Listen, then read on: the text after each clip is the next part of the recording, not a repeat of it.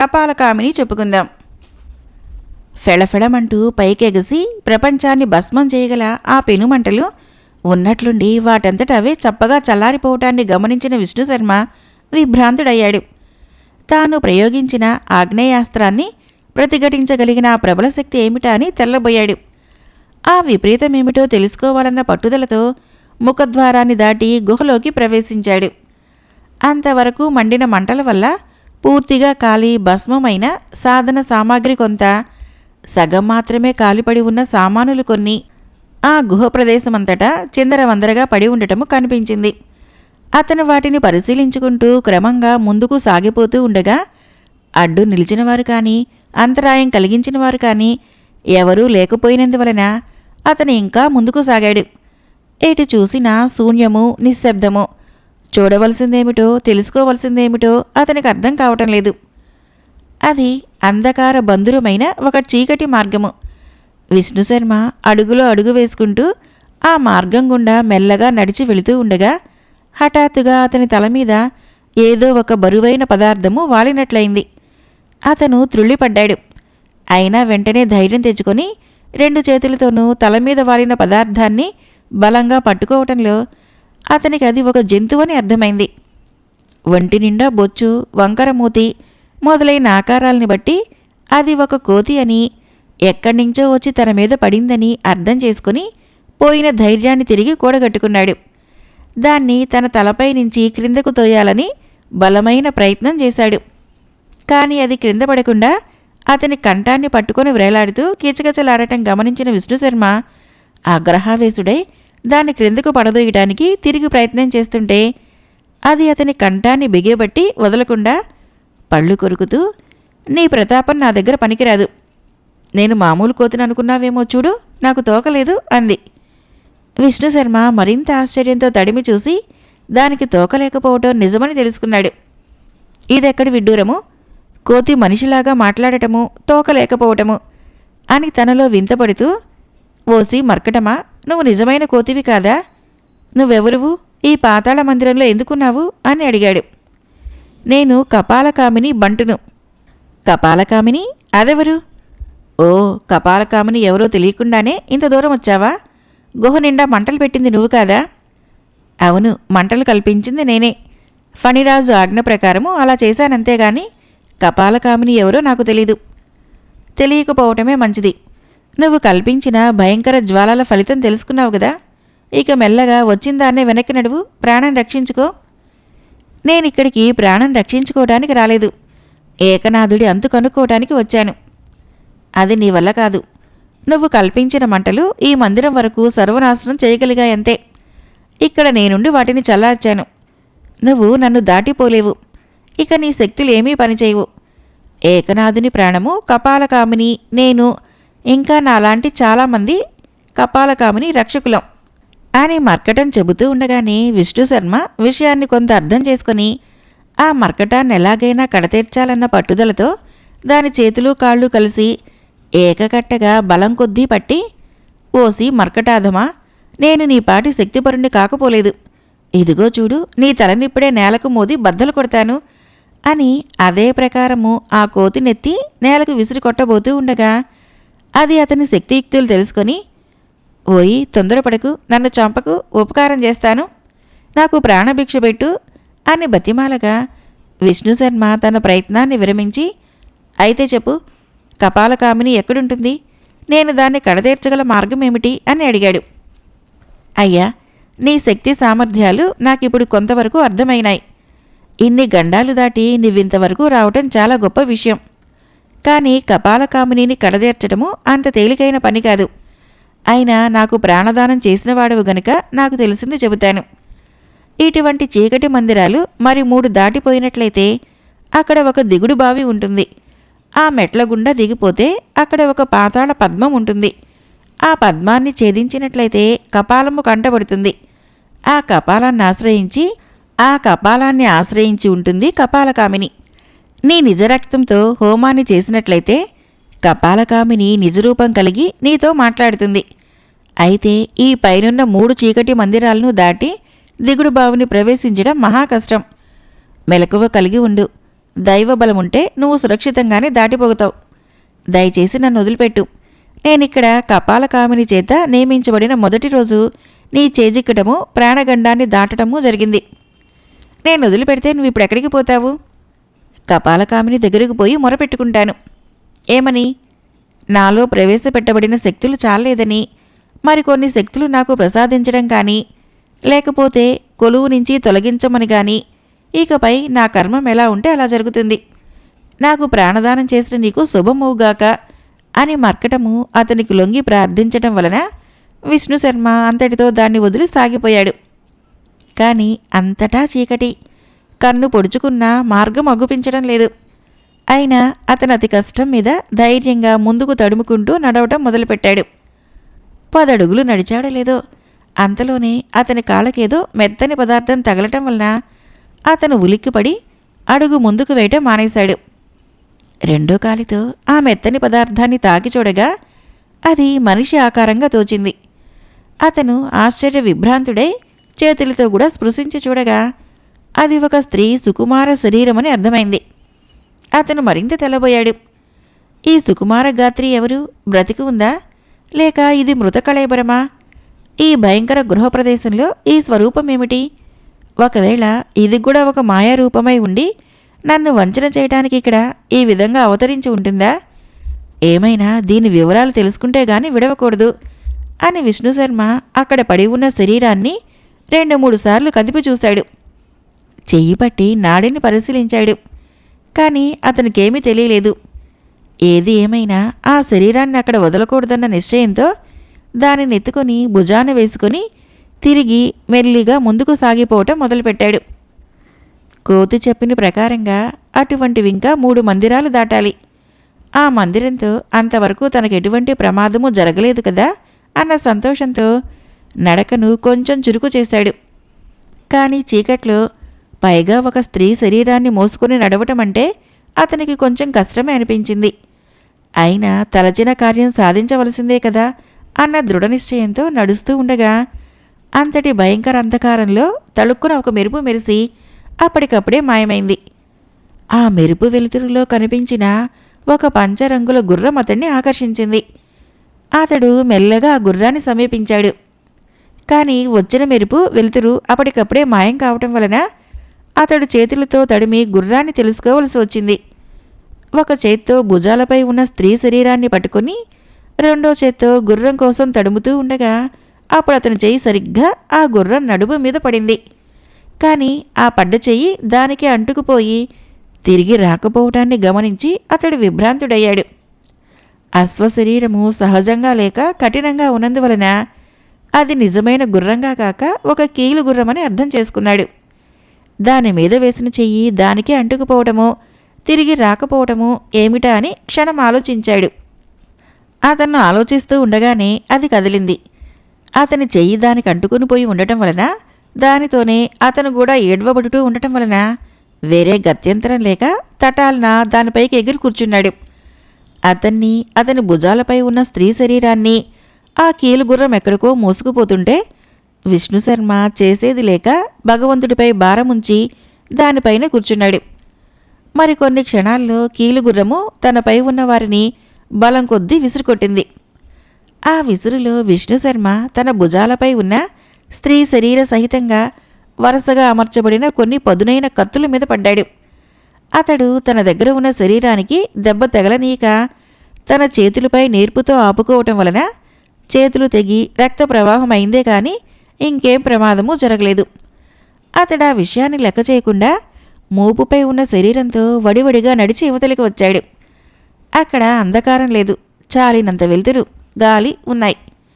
అతని చేతుల నుంచి రక్తం కారుతుంటే ముందుగా అతడు తన భుజాలపై అంతవరకు మోసుకు వచ్చిన స్త్రీ స్వరూపాన్ని తిలకించి విభ్రాంతుడయ్యాడు. ఆ కాంచనమాల, నువ్వా? ఇంతవరకు నా భుజాలపై ఉన్నది నువ్వా? ఏమిటి విపరీతం? నువ్వీ భయంకర గుహ ప్రదేశంలోకి ఎలా రాగలిగావు? నీ శరీరంలో ప్రాణముందా లేదా అని దుఃఖావేదనలతో అతడు ఆమె శరీరాన్ని మెల్లగా నేలపైన పరుండబెట్టాడు. ఆమె దుస్తుల నిండా రక్తం, తన చేతులు నిండా రక్తం. అతనికి కళ్ళు చీకట్లు కమ్మాయి. కాని క్రమంగా ఆ రక్తం ఆమె శరీరం నుంచి వెలువడుతున్నది కాదని, తన చేతులు తెగినందువలన అందునుంచి ప్రవహిస్తున్నదని తెలుసుకొని కొంత ఆవేదన తగ్గించుకున్నాడు.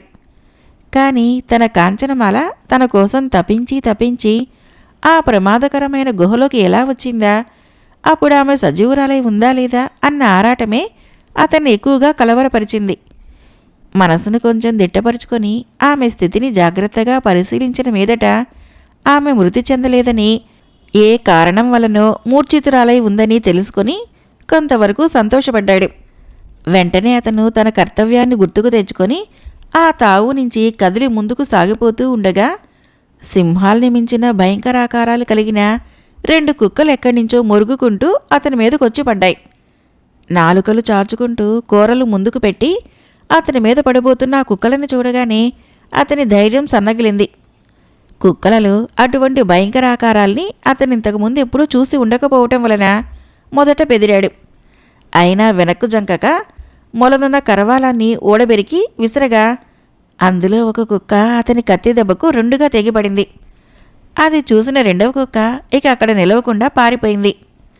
కానీ చచ్చిపడిన మొదటి కుక్క శరీరంలో నుంచి ఒక రాక్షస రూపం అవతరించి విష్ణుశర్మ మీదకి దుమకబోగా అతడు దానిపై కూడా ఖడ్గాన్ని విసిరాడు. కానీ రాక్షసుడా కత్తి దెబ్బకు తప్పించుకోవటమే గాక తన్నిన ఒక బలమైన తన్ను వలన విష్ణుశర్మ భుజాలపై ఉన్న కాంచనమాల కళేబరంతో కొంత దూరాన చాపుచుట్టగా తూలిపడ్డాడు. అతను పడ్డ ప్రదేశం ఒక దిగుడు బావి.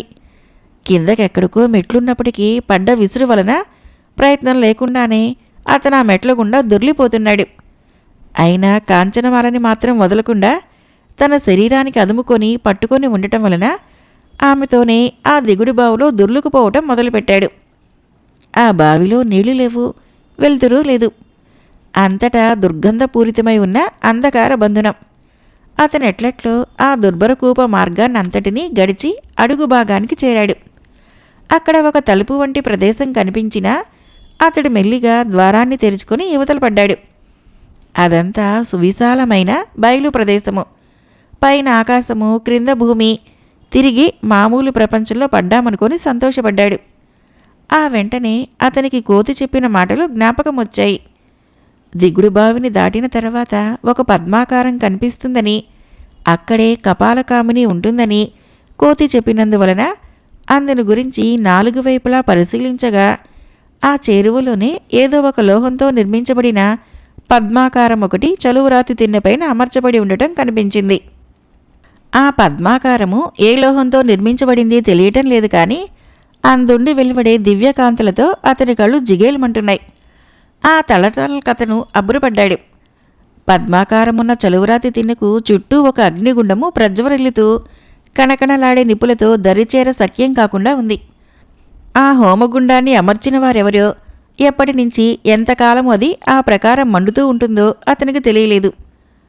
మర్కటం చెప్పిన దాన్ని బట్టి ఆ పద్మాకారాన్ని భేదించినట్లయితే అందులో నుంచి కపాలకామిని వెలువడుతుందని, తనతో మాటలాడుతుందని తెలుసుకున్నవాడవటం చేత విష్ణుశర్మ తన కరవాలాన్ని సవరించుకుంటున్న సమయంలో అతని 2 చేతుల నుంచి సంతత ధారాపాతంగా కారుతున్న రక్తాన్ని గమనించి మర్కటం చెప్పిన ప్రకారము ఆ రక్తాన్ని అక్కడ అగ్నిగుండంలో హోమం చేయటం సమంజసమనుకొని, అదేవిధంగా తన చేతి గాయాన్నించి కారుతున్న రక్తాన్ని అగ్నిగుండంలోకి వదిలి హోమం చేయటం మొదలుపెట్టాడు. కొద్ది క్షణాల తర్వాత చేతి గాయాల నుంచి రక్తం కారటం మానేసింది. అతడు ఆశ్చర్యంతో తన చేతుల వైపు చూసుకున్నాడు.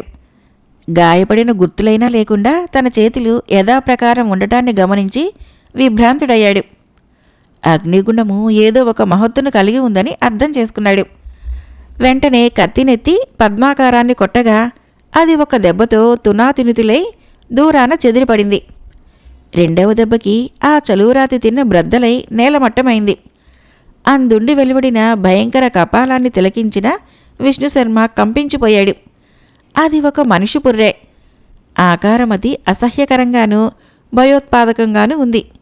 అతడు దానిని కూడా బ్రద్దలు కొట్టాలని కత్తినెత్తగా అందులో నుంచి వికృత భయంకర అట్టహాసాలతో అరుపులతో ఒక పిశాచ రూపం వెలువడగా ఆ క్రూర రూపాన్ని చూడలేక విష్ణుశర్మ క్షణకాలం కళ్ళు మూసుకొని తిరిగి వెంటనే కళ్ళనెత్తగా, ఓరి సాహసికుడా, ఆగు ఆ కత్తి నా మీద పడిందంటే నాలాంటి పిశాచ రూపాలు 10 నాలో నుంచి అవతరిస్తాయి, నిన్ను నామరూపాలు లేకుండా చేస్తాయి అని భీకరంగా గర్జించింది. విష్ణుశర్మ తన సర్వశక్తుల్ని కూడగట్టుకుని, నువ్వెవరువు, నీ కథ ఏమిటి అని అడిగాడు. తెలవటం లేదా? కపాలకామినిని నేనే. నా కోసం నువ్వింత దూరము ఇన్ని కష్టాలు పడి వచ్చావు, కానీ ప్రయోజనం లేదు. ఏకనాథు తన సర్వశక్తుల్ని వినియోగించి నన్ను సృష్టించాడు. ఈ కపాలంలో భద్రపరచబడిన అతని ప్రాణము నా వల్ల సంరక్షించబడుతోంది. నేను ఈ కపాలాన్ని అంటిపెట్టుకుని ఉండి అతని ప్రాణాలకు ఎటువంటి హాని రాకుండా కాపాడుతుంటాను. ఏకనాథుణ్ణి తుదముట్టించాలనే నీ సంకల్పము జరగనిది. నువ్వింతవరకు చేసిందే చాలా గొప్ప విషయం. ఇక వచ్చిందాన్ని వెళ్ళిపో, బ్రతుకుతావు. అయితే ఏకనాథుడు చావులేనివాడా? పిచ్చివాడా, చావులేనిది ప్రపంచంలో ఒకటే లేదు. కానీ ఆ పని నీ వల్ల కాదని చెబుతున్నాను. ఎవరి వల్ల అవుతుంది? ఏకనాథుడి సొంత కొడుకు వలనే అవుతుంది. అతనికి పుట్టినవాడిక్కడికి ఒంటరిగా వచ్చి ఈ అగ్నిగుండాన్ని తాకిన ఎడల అది చల్లారుతుంది. అతనొక్కడే ఈ కపాలాన్ని బ్రద్దలు కొట్టగలడు. కపాలం బద్దలైనప్పుడు నేను ఆశ్రయం లేని దానినై అందులో నుంచి తొలగిపోతాను. ఈ కపాలం బద్దలు కావటమే ఏకనాథుడి చావు. మరి నా ప్రియురాలు గతేమిటి? ఆమె గాఢమైన మూర్ఛ పొంది ఉంది. ఈ అగ్నిగుండంలోని బూడిదని తీసి ఆమె నొసట పెట్టావంటే ఆమె యథాప్రకారంగా లేస్తుంది. నువ్వు ఏకనాథుడి శిష్యుడువు. నీ స్వరక్తంతో హోమం చేసినవాడు అవ్వటం వలన ఇంతవరకు చెప్పాను. ఇంక నన్నేమీ అడగవద్దు అని పిశాచ రూపము తక్షణము కపాలంలోకి అదృశ్యమైపోయింది. విష్ణుశర్మ అది చెప్పిన ప్రకారము అక్కడ అగ్నిగుండంలోని బూడిదని తీసుకుని కాంచనమాల నొసట పెట్టగా ఆమె నిద్రలో నుంచి లేచినట్లుగా లేచి కూర్చుంది. కట్టెదుట విష్ణుశర్మ అగ్నిగుండము, కపాలము వాటినన్నింటినీ చూసి భయ విభ్రాంతురాలై విష్ణుశర్మను కౌగలించగా అతడు ఆమెను చేరదీసి ఉచిత వాక్యాలతో ఆమె భయాన్ని పోగొట్టడానికి ప్రయత్నం చేయసాగాడు. ఆ తర్వాత కాంచనమాల, విష్ణుశర్మలు ద్వారాలన్నింటినీ దాటి మందిరాలన్నింటినీ గడిచి సురక్షితంగా యువతలికి వచ్చారు. ఆ గుహ ముఖద్వారం దగ్గర సేద తీర్చుకునే నిమిత్తము ఆ ఇద్దరూ ఒక రాతి గుట్ట మీద కూర్చొని ఉండగా కాంచనమాల అంతవరకు జరిగిన తన గాథ, అనగా ఏకనాథుడు సింహరూపుడుగా ఉన్న విష్ణుశర్మను అంతరిక్షానికి ఎగరేసుకుని పోవటము, నాగకన్య తన్ను వరదరాజుల గురి దగ్గర ఉండమని చెప్పి విష్ణుశర్మ సహాయార్థము వెళ్ళటము, ఆ తర్వాత నందయ్య మొదలైన ఏకనాథుని శిష్యులు దేవాలయంలో ఉన్న తన్ను కలుసుకోవటము, వారి వల్ల తాను కపాలకామిని సంగతి తెలుసుకోవటము, తాను ఆ గుహలోకి ప్రవేశించటము, కపాలకామిని గురించి పోతూ ఉండగా ప్రతి ద్వారం దగ్గర తనకు తగిలిన అంతరాయములు, తాను ధైర్య సాహసాలతో వాటన్నింటినీ ఎదుర్కొన్నప్పటికీ కొసకు మూర్ఛితురాలు కావటము మొదలైన వివరాలన్నింటినీ ఆమూలాగ్రంగా వివరించి అతనికి అమితమైన ఆశ్చర్యాన్ని కలిగించింది. అతడు ఆమె ధైర్య సాహసాలని అమితంగా మెచ్చుకొని అనంతరము తన వృత్తాంతాన్ని కూడా, అనగా తాను ఆకాశంలో ఏకనాథునితో పోరుతూ ఉండగా తుఫాను రావటము, తాను క్రిందపడి తిరిగి ఏకనాథుడికి చిక్కటము, ఆ దుర్మార్గుడు అతని నిజరూపంలో చేరుకొని తన నిజరూపాన్ని దహనం చేయబోవటము, అప్పుడు నాగసుందరి తండ్రిగారైన ఫణిరాజుతో వచ్చి తనని రక్షించటము, ఫణిరాజు ఆజ్ఞల వలనే తాను పాతాళ మందిరంలోకి ప్రవేశించి మర్కటం వలన కపాలకామిని రహస్యాన్ని ఎరిగి పద్మాకారాన్ని ఖండించి కపాలకామినిని సాక్షాత్కారం పొందటము, ఆమె సలహా వలనే కాంచనమాలను మూర్ఛలో నుంచి తేరుకునేటట్లు చేయటము, అంతేగాక ఏకనాథుని చావు వాని కొడుకు వల్ల తప్ప ఇతరుల వల్ల జరగదన్న విషయము మొదలైన సర్వ సంగతులు విష్ణుశర్మ ప్రియురాలికి వివరించిన తర్వాత, ఏకనాథుడికి ఒక కొడుకు ఉండటము, వాడి వల్ల అతడు చావవలసి ఉండటము మనకు తెలిసిన వాటిలో ముఖ్య విషయము అన్నది కాంచనమాల.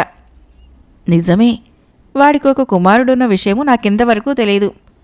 5 సంవత్సరాలు ఆ గురువు దగ్గర విద్యలు అభ్యసించాను. అప్పుడు కూడా అతనికి భార్యాపుత్రులు ఉన్నారని నాకు తెలియదు. అతను ఒంటరిగానే ఉండేవాడు. ఏకనాథుడి కొడుకెవరో అతడెక్కడుంటాడో తెలుసుకోవటము అసాధ్యమైన పని.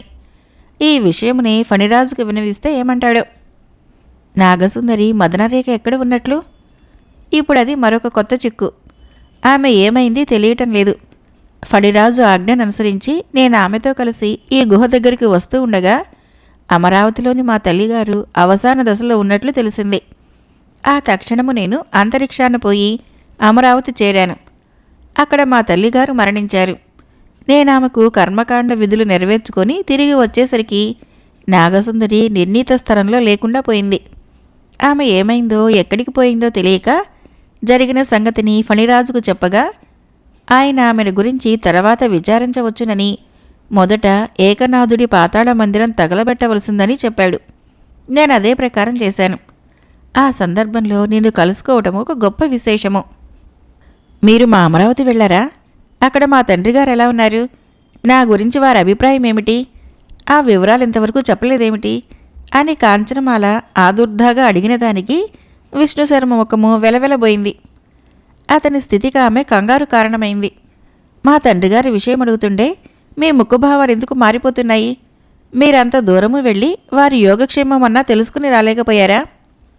సుందరి తెలుసుకోలేకపోలేదు. నేను తెలుసుకుని వచ్చిన విషయము నీకు విషాద కారణమవుతుంది. అదే, మహారాజులు గారు క్షేమంగా లేరా? క్షేమంగానే ఉన్నారు. కానీ అదేమిటో త్వరగా చెప్పండి.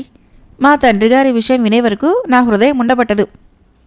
ప్రేయసి, జరిగిన ఘోరానికి నేను కూడా అమితమైన దుఃఖాన్ని పొందాను. కానీ ఏం చేయటానికి అవకాశం లేక ఆ దారుణ వార్త విని కూడా వ్యర్థుడనై తిరిగి వచ్చాను. మీ నాయనగారిప్పుడు భోగపురాధీశ్వరుడైన శంభునాథుని వలన ఖైదీగా బంధించబడి ఉన్నాడట. మా నాన్నగారా? ఖైదీగానా? అవును. అమరేంద్ర ప్రభువు ఏకఛత్రాధిపత్యం వహించే సందర్భంలో భోగపురం మీదకు కూడా దండెత్తి వెళ్ళాడట. అక్కడ శత్రుసేనలు కూడి వారికి బందీగా చిక్కాడట. అంతేగాక మన అమరావతి ఇప్పుడు శత్రుగతమై ఉన్నది. శంభునాథుడు అక్కడ తన ప్రతినిధిని ఉంచి పరిపాలన సాగిస్తున్నాడు.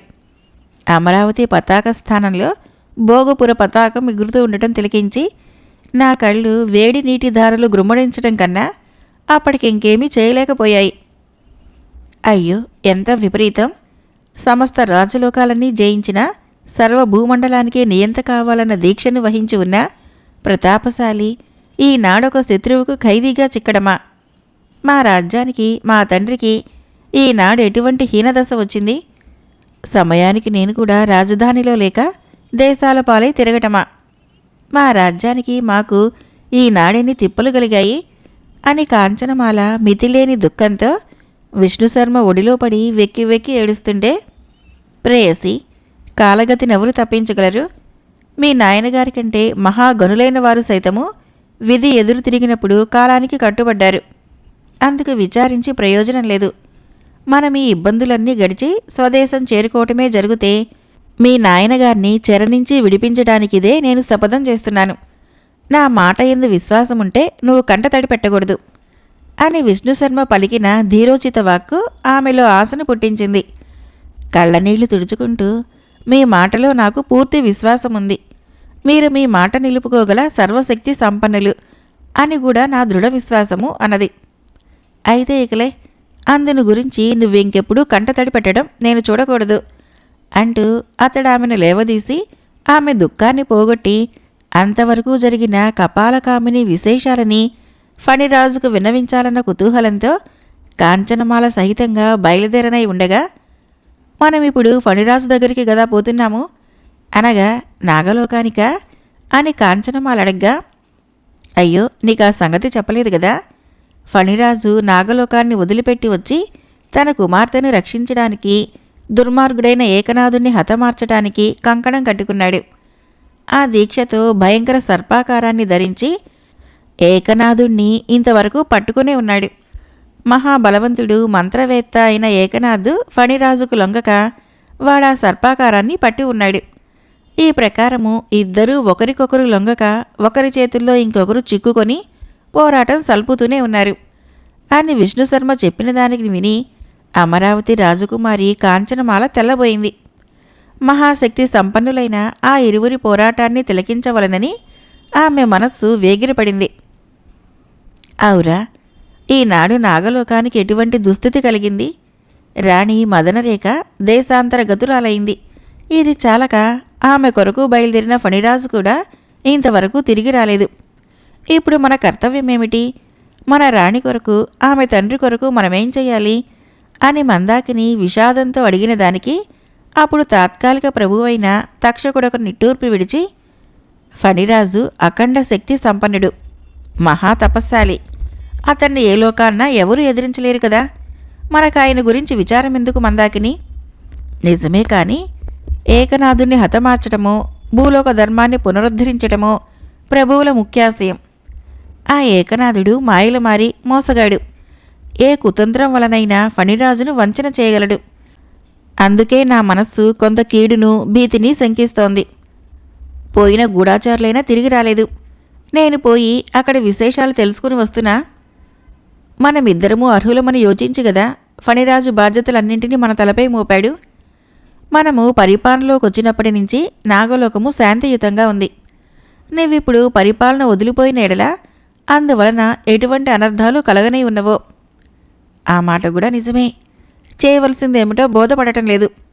కుమార్తెను రక్షించి భూలోకాన ధర్మ సంస్థాపన చేయబోయిన ఫణిరాజు సైతము ఇంతవరకు తిరిగి రాకపోతే మనమేమనుకోవాలి?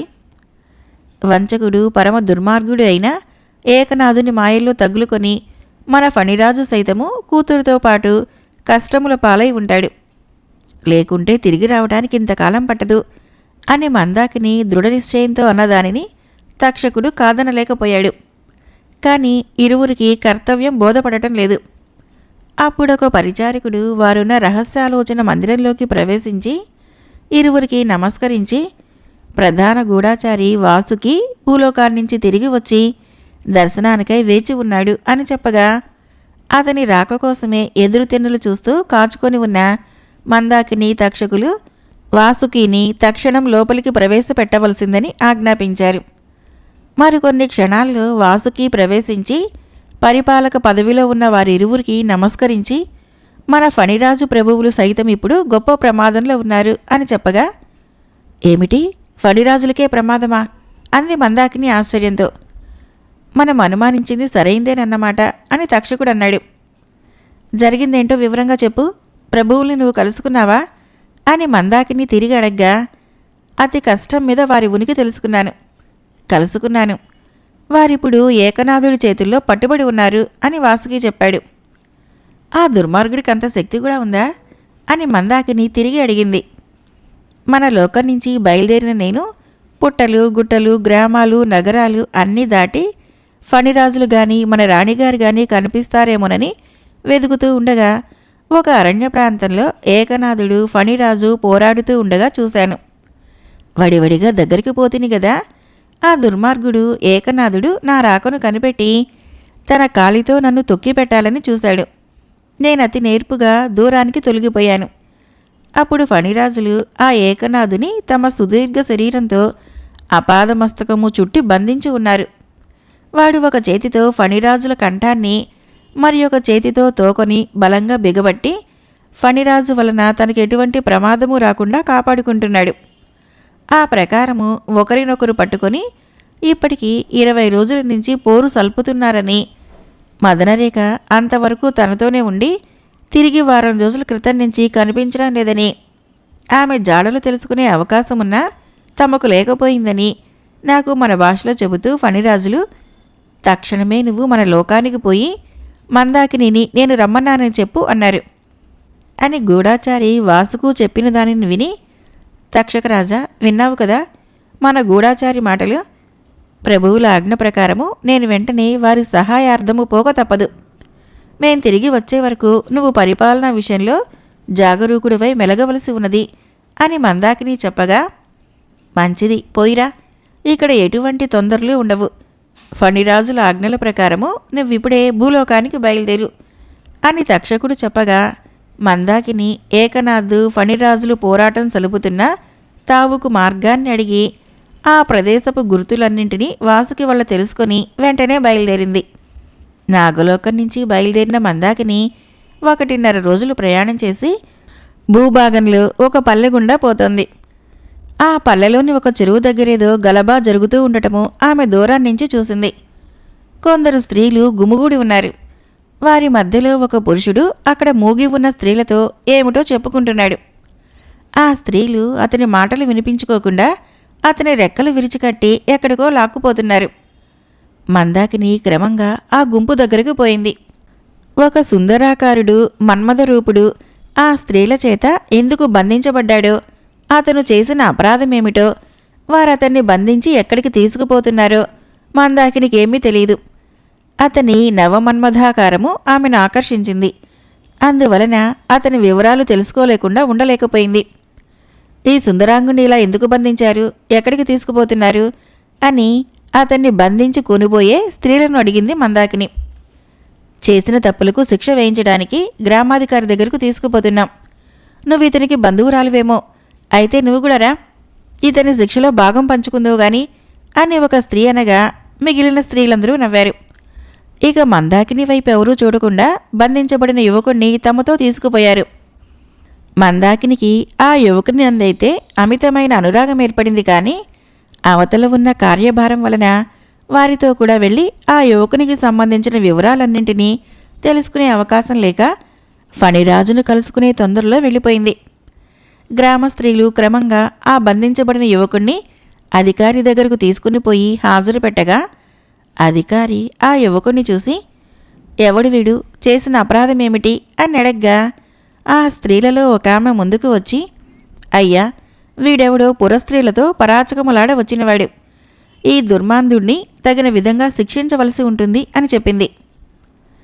మరి ఒక స్త్రీ ముందుకు వచ్చి, మేమందరము చెరువులో జలకాలాడుతూ ఉండగా వీడొక భయంకర సర్పాన్ని తెచ్చి ఆ చెరువులో రహస్యంగా వదులుతూ ఉండగా నేను చూశాను. ఆ సర్పము జలకమాడుతున్న స్త్రీలను నానా బీభత్సం చేసి హడలు కొడుతూ ఉండటం వలన అందరూ చెరువులో నుంచి యువతలకు పరిగెత్తుకుని వచ్చేశారు. ఈ తుంటరి పని చేసిన వాడు వీడేనని నేను చెప్పాను.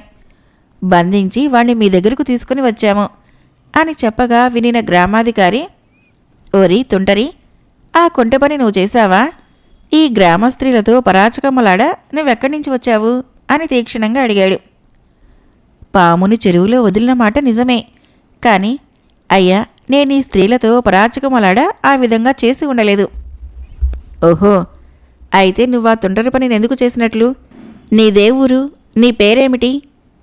అయ్యా, నాది విల్లూరు. మల్లేశ్వరుని ఆస్థానంలో నేనొక పండితుణ్ణి. నన్ను దయాసాగర్ అంటారు. చదువుకున్న పండితుడికి పుట్టిన రోగమేనా ఇది? అయ్యా, విషయం తెలుసుకుంటే తమరు నన్ను ఈ విధంగా తూలనాడరు. శని గ్రహంలాగా నన్నొక నాగుపాము పట్టుకున్నది. దానిని ఎక్కడైనా దిగవడిచి రావాల్సిందని, అంతవరకు ఆస్థానంలో అడుగు పెట్టడానికి వీల్లేదని మా మల్లేశ్వరుడు ఆజ్ఞాపించినందువలన నేను ఆ తాచుపాముని చంకన పెట్టుకుని స్వస్థలాన్ని వదిలి బయలుదేరాను. ఆ పాముని పలుసార్లు విసిరి పారేశాను. తప్పించుకొని పారిపోయాను. కానీ అది నన్ను వదలకుండా తిరిగి తిరిగి వచ్చి నా కాళ్ళకే చుట్టుకుంటుంది. నన్ను వదలటం లేదు. అది నిన్ను కరవదా? కరవదు, ఏ అపకారమూ చేయదు. ఎన్నిసార్లు విసిరి పారేసినా తిరిగి వచ్చి నిన్ను పట్టుకుంటుందన్నమాట. అటువంటప్పుడు ఒక్క దెబ్బతో దాన్ని చంపి పారవేయలేకపోయావా? అయ్యా, అక్కడే వచ్చిందండి నాకొక చిన్న చిక్కు. ఏమిటా చిక్కు? మా తల్లిగారు నా చెవిలో ఏనాడో ఉపదేశించిన అహింసా మంత్రము నా మెదడుకు గట్టిగా పట్టింది. నేను ఆది నుండి అహింసా వ్రతుణ్ణి. ఏ ప్రాణికి గాని నేను నా చేతులతో హాని చేయను. నేను చూస్తుండగా ఇతరులను చెయ్యనీను. ఇది నా ఏకైక దీక్ష అని దయాసాగర్ చెప్పిన దానిని విని, ఓరి నీ దీక్ష మండ, అందుకని 10 మంది స్నానాలు చేసే కొలనులో పాముని తెచ్చి వదులుతావా అని ఒక స్త్రీ అంటే మిగిలిన స్త్రీలందరూ విరగబడి నవ్వుతూ, వీణ్ణి వదిలిపెట్టకండి, చేసిన తుంటరి పనిని ఏ విధంగానో సమర్థించుకొని పారిపోవాలని చూస్తున్నాడు, మోసగాడు అన్నారు. అంతలో అక్కడ గుంపులో ఉన్న స్త్రీల కాళ్ళగుండా పాకి వస్తున్న పామును చూసి వారందరూ, అయ్యయ్యో, అమ్మమ్మో, అవగోనర్రా, అదే పాము పాము అని భయ విభ్రాంతులై చిందరవందరగా పరుగులెత్తారు. గ్రామాధికారి సహితము హడలి బేజారై తాను కూర్చున్న ఆసనంపై లేచి నిల్చున్నాడు. పాము ఎవరినీ లెక్క చేయకుండా, ఏ గందరగోళాన్ని పాటించకుండా సూటిగా దయాసాగరుడి దగ్గరికి వచ్చి అతని కాళ్ల మీదుగా భుజానికెక్కి కూర్చుంది. ఓసి నీ దుంపదెగ, ఇంత జరిగినా మళ్ళీ వచ్చావుటే, శనిగ్రహంలాగా నా ప్రాణానికి నువ్వెక్కడ దాపురించావే అని దయాసాగర్ విసుక్కుంటూ ఉండగా, ఓయి, నీకెంతైనా పుణ్యం ఉంటుంది, మేము నిన్నే విధంగానూ శిక్షించము. పామును పట్టుకొని నువ్విక్కడి నుంచి త్వరగా వెళ్ళిపో. ఆ పామును మాత్రము మళ్ళీ గ్రామంలో ఎక్కడా వదలొద్దు అని గ్రామాధికారి చెప్పగా దయాసాగరు అప్పటికదే ఉపకారం అనుకొని పామును యథాప్రకారము ఉత్తరీయంలో కట్టుకొని యువతలికి వచ్చాడు. విష్ణుశర్మ కాంచనమాలతో బయలుదేరటానికి లేచాడు. అంతలో ఒక బాటసారి ప్రయాణం బడలిక వల్ల అలసి సొలసి తూలుకుంటూ ఆ తావులోకొచ్చి ఉసూరుమంటూ కూలబడ్డాడు. కాంచనమాల విష్ణుశర్మలు అతని స్థితిని చూసి జాలిపడ్డారు. అయ్యో పాపం, ఈ బాటసారి ఎవరో ఎండదెబ్బకు కాబోలు పడిపోయాడు అంది కాంచనమాల. నేనిప్పుడే ఈ చేరువ కొలను ఎక్కడికైనా పోయి కొంత నీరు తీసుకుని వస్తాను, అంతవరకు నువ్వు ఇతన్ని కనిపెట్టి ఉండు అని విష్ణుశర్మ బయలుదేరుతూ ఉండగా, ఇతనెవరో కొత్త మనిషి అని కాంచన తన భయాన్ని సూచించింది. విష్ణుశర్మ అది కనిపెట్టి, అయితే ఇద్దరం పోదాంరా అని చెప్పి ఆమెను కూడా తనతోనే తీసుకుని పోయాడు. అదృష్టవశాత్తు ఆ దగ్గరలోనే వారికి ఒక కొలను కనిపించింది.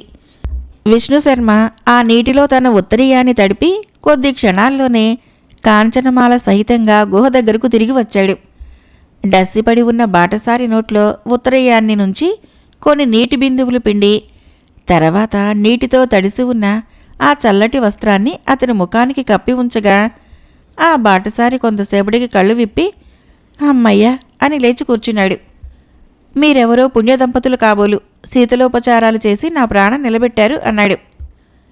దానికేమిలేండి, మీరెవరు, ఇలా ఎక్కడి నుంచి ఎక్కడికి పోతున్నారు అని విష్ణుశర్మ సాదరంగా అడిగాడు.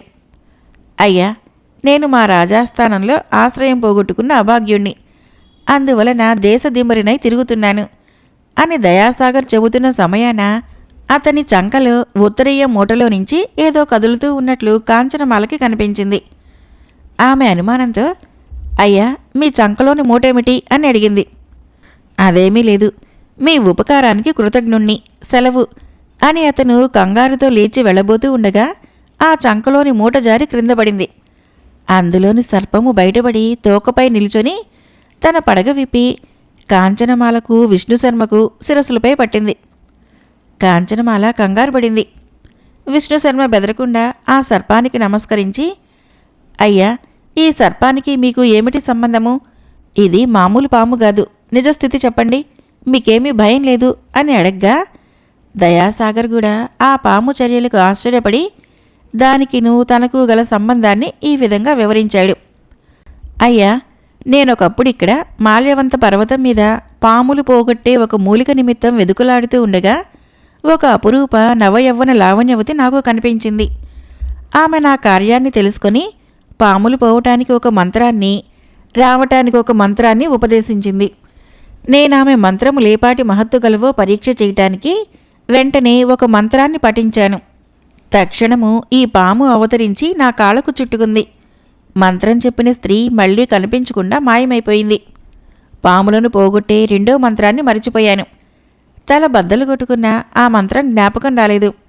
అందువలన అప్పటి నుంచి ఈ పాము నన్ను వదిలిపెట్టలేదు. నేను అహింసా దీక్షా వృతుణ్ణి కావటం చేత ఈ పామును చంపలేకపోయాను. ఎన్నిసార్లు విసిరి పారేసినా ఇది మళ్ళీ మళ్ళీ నా దగ్గరికే వచ్చి నా కాళ్ళకే చుట్టుకుంటుంది. నాకు అపకారము చేయకపోయినా నన్ను ఈ పాము వదలకపోవటం వలన నేనెక్కడికి వెళ్ళినా నన్ను చేదరించుకుంటున్నారు. అదేవిధంగా రాజాశ్రయాన్ని కూడా పోగొట్టుకున్నాను అన్న దయాసాగర్ మాటలను ఆలకించిన విష్ణుశర్మ, నీకేం భయం లేదు, నేను నీ సమస్యను తీరుస్తాను అని దయాసాగర్కి ధైర్యం చెప్పి తనలో తాను ఒక మంత్రాన్ని పఠించాడు. వెంటనే సర్పం స్థానంలో నుంచి చిరునవ్వు ముఖంతో నాగకన్య మదనరేఖ ప్రత్యక్షం కాగా దయాసాగరు విభ్రాంతుడయ్యాడు.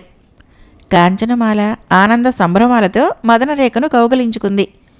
అన్నా, ఇప్పటికైనా నా నిజరూపం నాకు లభ్యమైంది. నువ్వు మహాశక్తి సంపన్నుడువు గనక విషయాన్ని అర్థం చేసుకుని ఆ మంత్రాన్ని జపించావు. కానీ లేకపోతే నేను ఈ అమాయకుడి చేతుల్లో ఇంకా ఎంతకాలము సర్పరూపంలో ఉండవలసి వచ్చేదో అని నాగసుందరి మదనరేఖ చెబుతూ ఉంటే విభ్రాంతుడై తిలకిస్తున్న దయాసాగరుడితో విష్ణుశర్మ, తమ్ముడు, చూశావు గదా, ఈ సుందరే గదా నీకు మంత్రాన్ని ఉపదేశించి మాయమైంది అని అడిగాడు. అవునవును, ఇంకా సందేహమేముంది అన్నాడు దయాసాగర్ సంతోషంతో. కానీ మదనరేఖ ఉలిక్కిపడి, తమ్ముడు అని నువ్వు ఇతన్ని పిలుస్తుంటే నాకు ఆశ్చర్యంగా ఉంది. ఇతను 3 మూర్తులా మీ తమ్ముడు కృష్ణశర్మను పోలి ఉన్నాడు కదా అని మదనరేఖ ఆనందోద్రేకంతో అనేసింది. కానీ వెంటనే తన పొరపాటుని తెలుసుకొని నాలుక కరుచుకొని మౌనాన్ని వహించింది. నిజమే. ఇతడికి మా తమ్ముడు కృష్ణశర్మకు ఎటువంటి భేదమూ లేదు. తెలిసిన వారు సహితము పొరపడటానికి అవకాశముంది. అయితే సోదరి, నువ్వు మా తమ్ముడు కృష్ణశర్మను ఎప్పుడు చూశావు? అతనితో నీకు పరిచయం ఉందా అని విష్ణుశర్మ అడిగినప్పుడు మదనరేఖ తప్పుకోలేకపోయింది. తన కార్యకలాపాలన్నింటినీ అతనికి పూసగుచ్చినట్లు వివరించింది.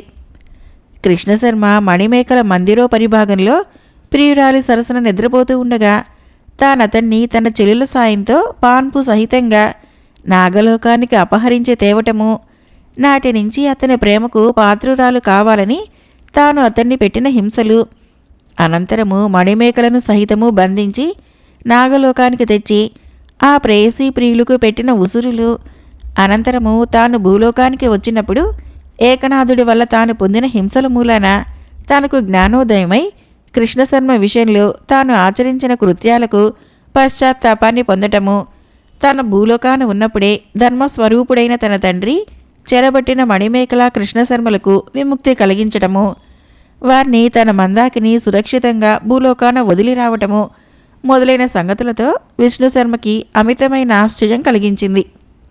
అతనికి ఆమెపై మొదట ఆగ్రహం కలిగింది. కానీ తర్వాత వక్రించిన ఆమె బుద్ధి సక్రమమైనందుకు అతడు సంతోషించి, ఇంతకాలం నుంచి, అంటే మనకు పరిచయమైనప్పటి నుంచి నీవెన్నడూ నాకు ఈ కథను చెప్పిన దానివే కాదు అని అడగ్గా, అన్నా, అందుకు నన్ను క్షమించాలి. నువ్వు నన్ను ఏకనాథుడి చెర నుంచి విడిపించి పుణ్యం కట్టుకున్న మహాదాతవు. అటువంటి నీ తమ్ముడికి నేను చేసిన అపకృతులు తెలుసుకుంటే నా యందు ఉదాసీనత పొందుతావన్న భీతి వలన ఈ విషయాలు నీకెన్నడూ చెప్పిన దానను కాదు అంది మదనరేఖ. అయితే ఇప్పుడు మా తమ్ముడు ఎక్కడ ఉంటాడని నీ ఊహ? అతడు మణిమేకలను వివాహమాడి ఆమె రాజ్యంలో సురక్షితంగా ఉండవచ్చును. వారి ప్రేమలో అమరత్వం ఉన్నది. అతని ఏకపత్నీవ్రత దీక్ష చరిత్ర ప్రసిద్ధం కాగలదు. నేనెన్ని హింసలు పెట్టినా, ఎన్ని విధాలా పరీక్షించినా అతడు చెలించినవాడి కాదు అని తమ్ముడు గురించి వింటుంటే విష్ణుశర్మ హృదయము ఆనందంతో పొంగిపోయింది. నీ సంకల్పము దృఢమైంది కనుక నువ్వు కోరిన కృష్ణశర్మ ప్రతిరూపమే తిరిగి నీకు లభ్యమైంది. ఇంతటి నుంచి నేను నిన్ను అక్క అని పిలవకూడదు. ఈ దయాసాగరుడు నాకు రెండవ తమ్ముడైతే నువ్వు నాకు మరదలు కావాలి. ఆ మాటకి మదనరేఖ సిగ్గుతో తల ఉంచుకుంది. నీకోసం ఎంతగా వెదికాననుకున్నావు?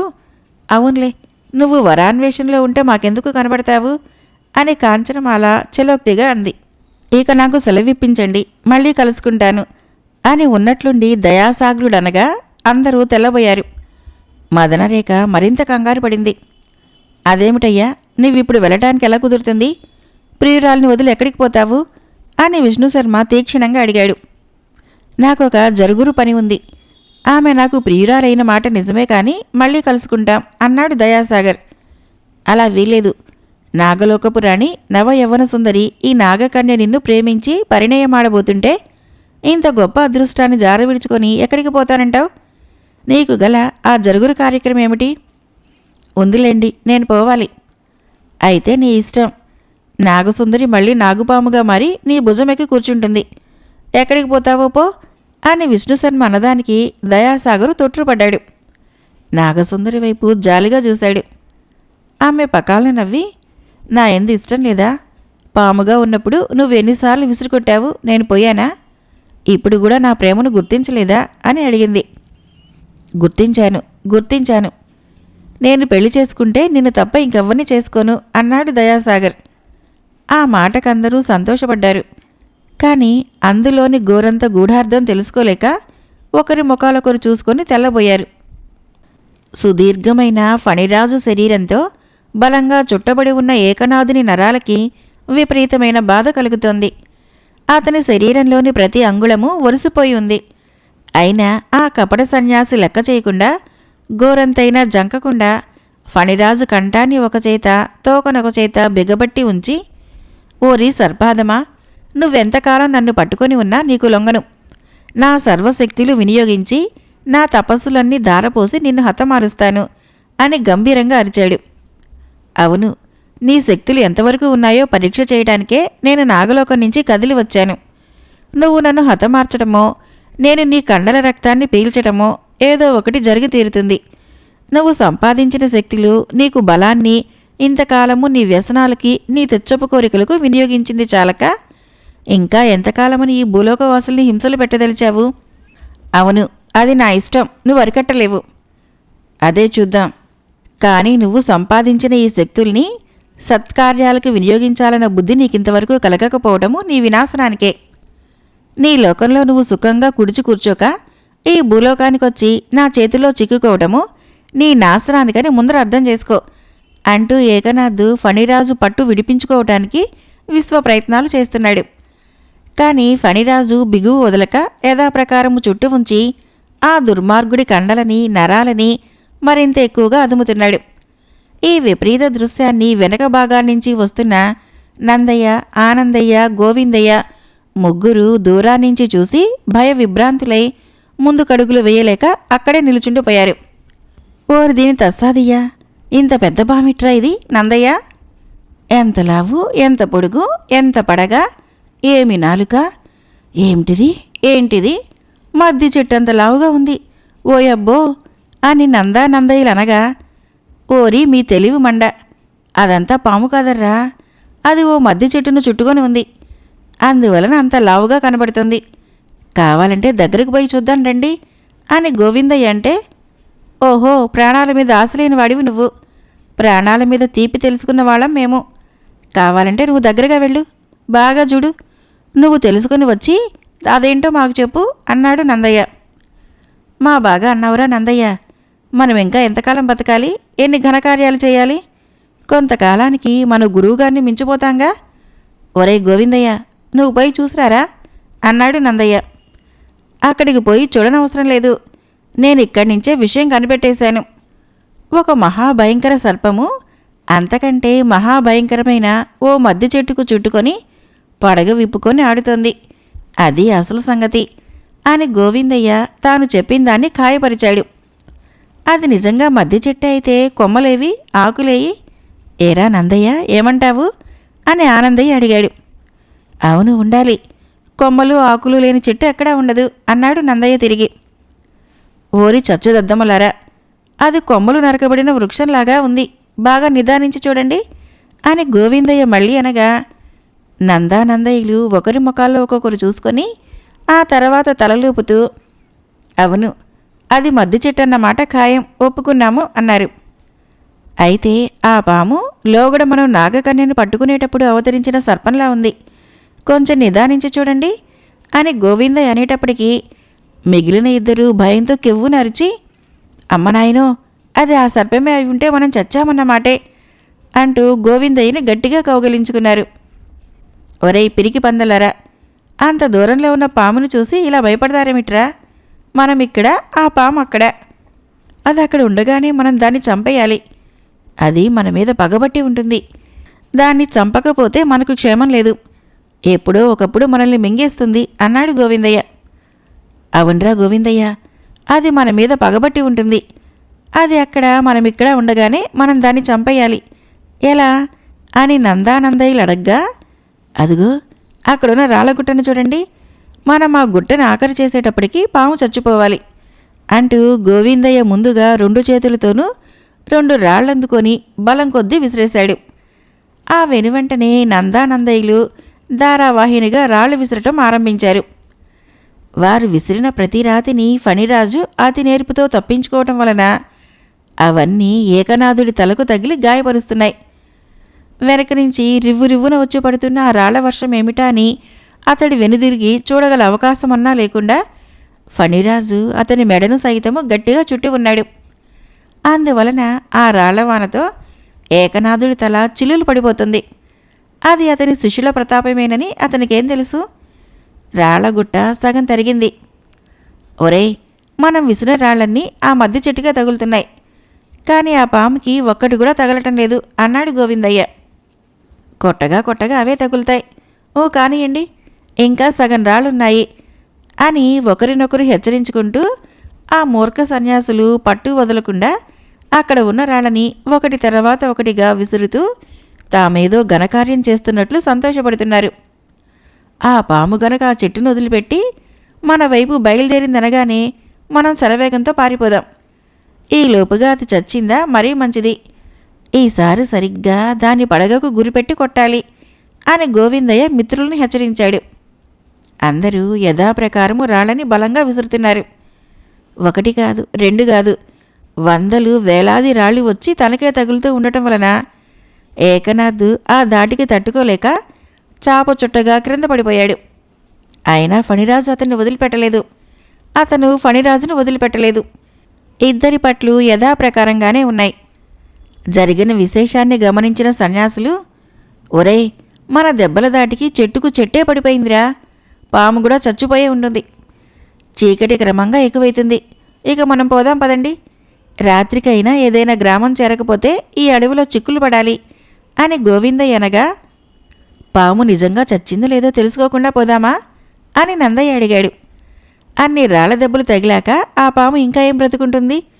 ఉంటే ఈ పాటికి మన దగ్గరికి పరిగెత్తుకుంటా రాకపోయిందా అన్నాడు గోవిందయ్య. అవును, అంత పెద్ద వృక్షమే పడిపోయినప్పుడు దాన్ని చుట్టుకొని పాము ఇంకా చావకుండా ఉంటుందా అని నందయ్య అనగా, అయితే దగ్గరికి పోయి చూసి దాని చావు ఖాయం చేసుకొని మరీ పోదాం. జన్మలో మనం ఇక దానికి భయపడే పని ఉండదు అని గోవిందయ్య అంటే, ఒరే గోవిందయ్య, మనలో నువ్వేరా కాస్త ధైర్యం గలవాడివి, పోయి చూసిరా అన్నారు నందయ్య ఆనందయ్యలు. నేనొక్కడే ఎందుకు పోవాలి, పోతే ముగ్గురం పోదాం, రండి. చచ్చిన పామును చూడబోవటానికి భయం ఎందుకు అన్నాడు గోవిందయ్య. ఒకవేళ అది బ్రతికి ఉంటే, బ్రతికి ఉంటే ఎంత పెద్ద పాము అని నందానందయ్యలు గోవిందయ్యని కౌగులించుకొని భయకంపితులైపోయారు. ఒరే, ఎందుకైనా మంచిది, ఇంకా కొన్ని రాళ్లున్నాయి కాబట్టి వాటిని కూడా ఆఖరు చేద్దాం. పాము ఇంతవరకు చావకపోతే ఇప్పుడు ఖాయంగా చస్తుంది అన్నాడు గోవిందయ్య. ఒకవేళ ఇదివరకే చచ్చి ఉంటేనో అని నందయ్య అడిగిన దానికి, చావు మీద చావు, మళ్ళీ చేస్తుంది, మనకు మరీ శ్రేష్టం అన్నాడు ఆనందయ్య. ఆ తీర్మానంతో ముగ్గురు మళ్ళీ రాళ్లను అందుకున్నారు. విష్ణుశర్మ, కాంచనమాల, నాగసుందరి ముగ్గురు 3 వైపులా ఏదో జరుగురు పని మీద వెళ్లాలంటున్న దయాసాగరుణ్ణి నిలదీసి అడిగిన మీదట అతను వారికిలా చెప్పాడు. నేనీ మదనరేఖను నిరాకరించలేదు. ఈమె సర్పరూపంలో ఉండి నాతో అనేక కష్టాలు పడి నన్ను ప్రేమించింది. నేను కూడా ఈమెను ప్రేమించాను. అయితే నా పసితనంలోనే నన్ను మా అమ్మను వదిలిపెట్టి దేశాంతర గతులైన మా తండ్రిగారిప్పుడెక్కడో సజీవులై ఉన్నారని తెలిసింది. వారి కోసమే నేను దేశాలన్నీ గాలిస్తున్నాను. వారిని ఒక్కసారి కలుసుకొని తిరిగి వస్తాను. అప్పుడు నన్ను వలచిన నాగసుందరిని వివాహమాడి శాశ్వతంగా ఆమెతోనే ఉండిపోతాను అని దయాసాగరుడు చెప్పినది విని, చాలా సంతోషం, ఆ విషయం ముందుగానే చెబితే మేమెందుకు కాదంటాము? దేశాంతర గతులైన మీ తండ్రిగారి పేరేమిటి, వారెక్కడ ఉంటారని తెలిసింది అని విష్ణుశర్మ అడిగాడు. మా తండ్రిగారి పేరు ఏకనాథ్. వారు అన్న మాటలు దయాసాగరుడి నోటి నుంచి పూర్తిగా వెలువడకముందే, ఏకనాథ్ మీ తండ్రా అని ఆ పేరు వినిన ముగ్గురు ఆశ్చర్య విభ్రాంతులయ్యారు. ఎందుకలా తెల్లబోతున్నారు? మా తండ్రిగారైన ఏకనాథ్ని మీరెరుగుదురా అని దయాసాగర్ తిరిగి అడగ్గా ఎవరి నోటంట ఏ మాట వెలువడలేదు. కాంచనమాల, విష్ణుశర్మలు ఒకరి ముఖాల్లోకొకరు చూసుకున్నారు. విష్ణుశర్మ చేసిన సంజ్ఞను అర్థం చేసుకొని కాంచనమాల నాగసుందరి చేయి పట్టుకొని దూరంగా తీసుకుని పోయింది. కాంచనమాల తన్నిలా ఎందుకు తీసుకుని వెళ్తుందో మదనరేఖకు అర్థం కాలేదు. దయాసాగరుడికి కూడా ఏమీ తెలియలేదు. మనం ఇలా ఎక్కడికి వెళ్తున్నాము అని కొంత దూరం నడిచాక నాగసుందరి కాంచనమాలని అడిగింది. ఎక్కడికి లేదు, ఇక్కడికే. నీకిప్పుడు కొన్ని రహస్య సంగతులు చెప్పవలసి ఉంది. ఆ సంగతులు నీ ప్రియుడు దయాసాగరు వినకుండా ఉండాలని ఈ ఏకాంత స్థలానికి తీసుకుని వచ్చాను. తాను వినబోయే రహస్య విషయాలేమిటా అని నాగసుందరి ఆదుర్దాగా చూస్తూ ఉండగా కాంచనమాల ఆమెనొక కొండమాటుకు తీసుకొని వెళ్ళి తిరిగి ఇలా చెప్పింది. ఆనాడు నన్ను నువ్వు వరదరాజుల గుడిలో వదిలి వెళ్ళావు కదా, అప్పటి నుంచి ఇంతవరకు అనేక విశేషాలు జరిగాయి. ఏకనాథుడి 3 శిష్యులు నేనొంటరిగా ఉన్న ఆలయంలోకి వచ్చారు. ఆ మూర్ఖులు నన్ను పట్టుకోవాలని చూశారు. నేను వారిని యుక్తిగా బెదిరించి హడలు కొట్టాను. వారి వలన ఏకనాథుడి చావు రహస్యం తెలుసుకున్నాను. ఏకనాథుడి చావు రహస్యమా? అదెలా? అతనంతకాలము నివసించిన గుహలోనే ఒకచోట భూస్థాపితం చేయబడిన కపాలకామినికి ఏకనాథుడి చావు సంగతి తెలుసునట. నేను తర్వాత ధైర్యం చేసి ఆ గుహలోకి ప్రవేశించి అనేక కష్టాలు పడ్డాను. తిరిగి బ్రతికి బయటపడతాననుకోలేదు. ఆ కపాలకామిని ఉండే స్థలం చేరకముందే అక్కడ జరిగిన భయానక బీభత్సాలకు గురి అయి మూర్ఛపోయాను. ఆ సమయంలో నిన్ను వెదికి వెదికి విష్ణుశర్మ నిన్ను గానక మీ తండ్రిగారి ఆజ్ఞల ప్రకారము ఏకనాథుని పాతాళ మందిరాన్ని అగ్నికి ఆహుతి చేయటము, ఒక మంత్రవాది అయిన మర్కటం వలన అగ్ని చల్లారిపోవటము, ఆ తర్వాత విష్ణుశర్మ పాతాళ గుహలోకి ప్రవేశించి మర్కటాన్ని జయించి మూర్ఛలో ఉన్న నన్ను కనుగొనటము జరిగాయి. ఆ తర్వాత అతను తన సర్వశక్తుల ప్రభావము వలన కపాలకామినిని భూస్థాపితం చేయబడిన దగ్గర మర్కటం వల్ల తెలుసుకున్న క్రమాన్ని అనుసరించి తన రక్తాన్ని హోమం చేయటము, పద్మాకారాన్ని భేదించటము మొదలైన సాహస కార్యాలు చేసి కపాలకామిని సాక్షాత్కారాన్ని పొందాడు. హోమగుండంలోని విభూతిని పెట్టి నా మూర్ఛను పోగొట్టాడు. అప్పుడు ఆ కపాలకామిని ఏకనాథుడు ఏ ఇతర నరుల వల్ల గాని ఏ ఇతర శక్తుల వల్ల కానీ చావడని, అతనికి సొంత పుత్రుడై జన్మించిన వాడి వలన మాత్రమే అతని చావు నిర్ణయించబడి ఉన్నదని చెప్పింది. ఏకనాథుడికి కొడుకైన వాడి వెళ్ళి కపాలకామిని దగ్గర ఉండే అగ్నిహోత్రాన్ని తాకిన ఎడల అది చల్లారుతుందని, అప్పుడక్కడ చలవరాతి తిన్నెలో కపాలాన్ని బ్రద్దలు కొట్టిన ఎడల ఏకనాథుడు చస్తాడని కపాలకామిని చెప్పింది. ఏకనాథుడికి కొడుకు ఉన్నాడని కూడా తెలియని మేము ఆ లోకకంటకుడిని ఎలా హతమవుతాడా, వాడి కొడుకుని ఎలా తెలుసుకోవాలని పరిపరి విధాల యోజనలు చేస్తూ ఉండగా ఏకనాథుడి దినాలు దగ్గర పడబట్టి అదృష్టవశాత్తు నీ ప్రియుడే వాడి కొడుకైనాడు. ఇప్పటికి 20 దినాల పైనుంచి మీ తండ్రి గారైన ఫణిరాజు ఏకనాథుణ్ణి పట్టి ఉన్నారని, ఆ సన్యాసి జంకక లొంగక మీ తండ్రి గారిని పట్టి ఉన్నాడని నీకు తెలిసిన విషయమే గనుక ఇప్పుడిక ఏకనాథుణ్ణి నీ ప్రియుని వల్ల హతమార్పించి మీ తండ్రి గారి శ్రమ తగ్గించటము, ప్రపంచ శాంతి కలిగించటము నీ పని.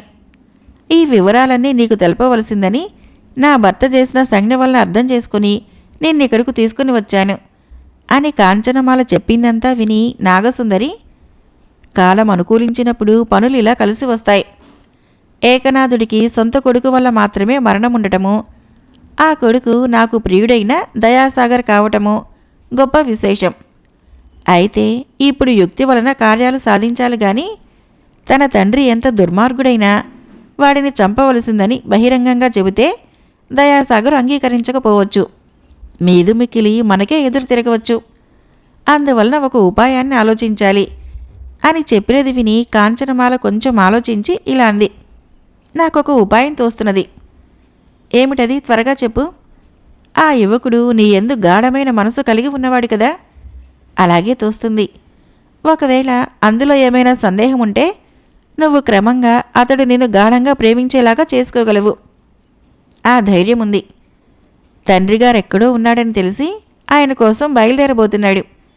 ఏకనాథుడు ఇంతకుముందే చనిపోయాడని మనం అతనికి చెప్పి నమ్మించాలి. అప్పుడు అతను ప్రయత్నాన్ని విరమించి నీతోనే ఉండిపోతాడు.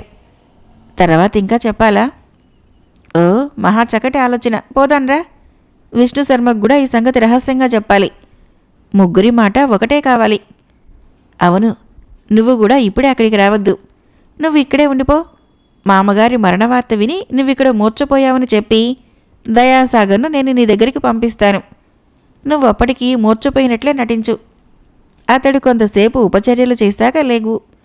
నా వల్ల ఏకనాథుడి మరణవార్త నువ్వు విన్నట్లు చెప్పి దుఃఖాన్ని అభినయించు.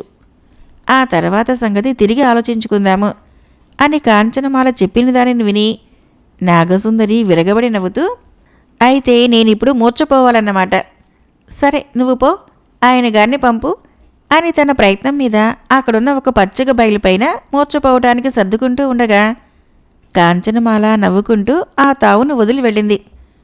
మరికొన్ని క్షణాల్లో విష్ణుశర్మ దయాసాగరులున్న దగ్గరికి కంగారుగా పరిగెత్తుకుంటూ వచ్చి, అయ్యో అయ్యో, మదనరేఖ మూర్ఛపోయింది. ఏం దారండి, ఏం చేద్దామండి అంటూ ఏడ్చుకుంటూ చెప్పింది. నా ప్రేమరాశి మూర్ఛపోయిందా? ఎక్కడా? ఎలా? అని దయాసాగరు కంగారుతో అడిగాడు. విష్ణుశర్మ మొదట నిజమనుకున్నాడు. కానీ వెంటనే కాంచనమాల చేసిన సంజ్ఞను అర్థం చేసుకుని, అయ్యో పాపం, ఎక్కడెక్కడ, పదండి పోదాం అన్నాడు.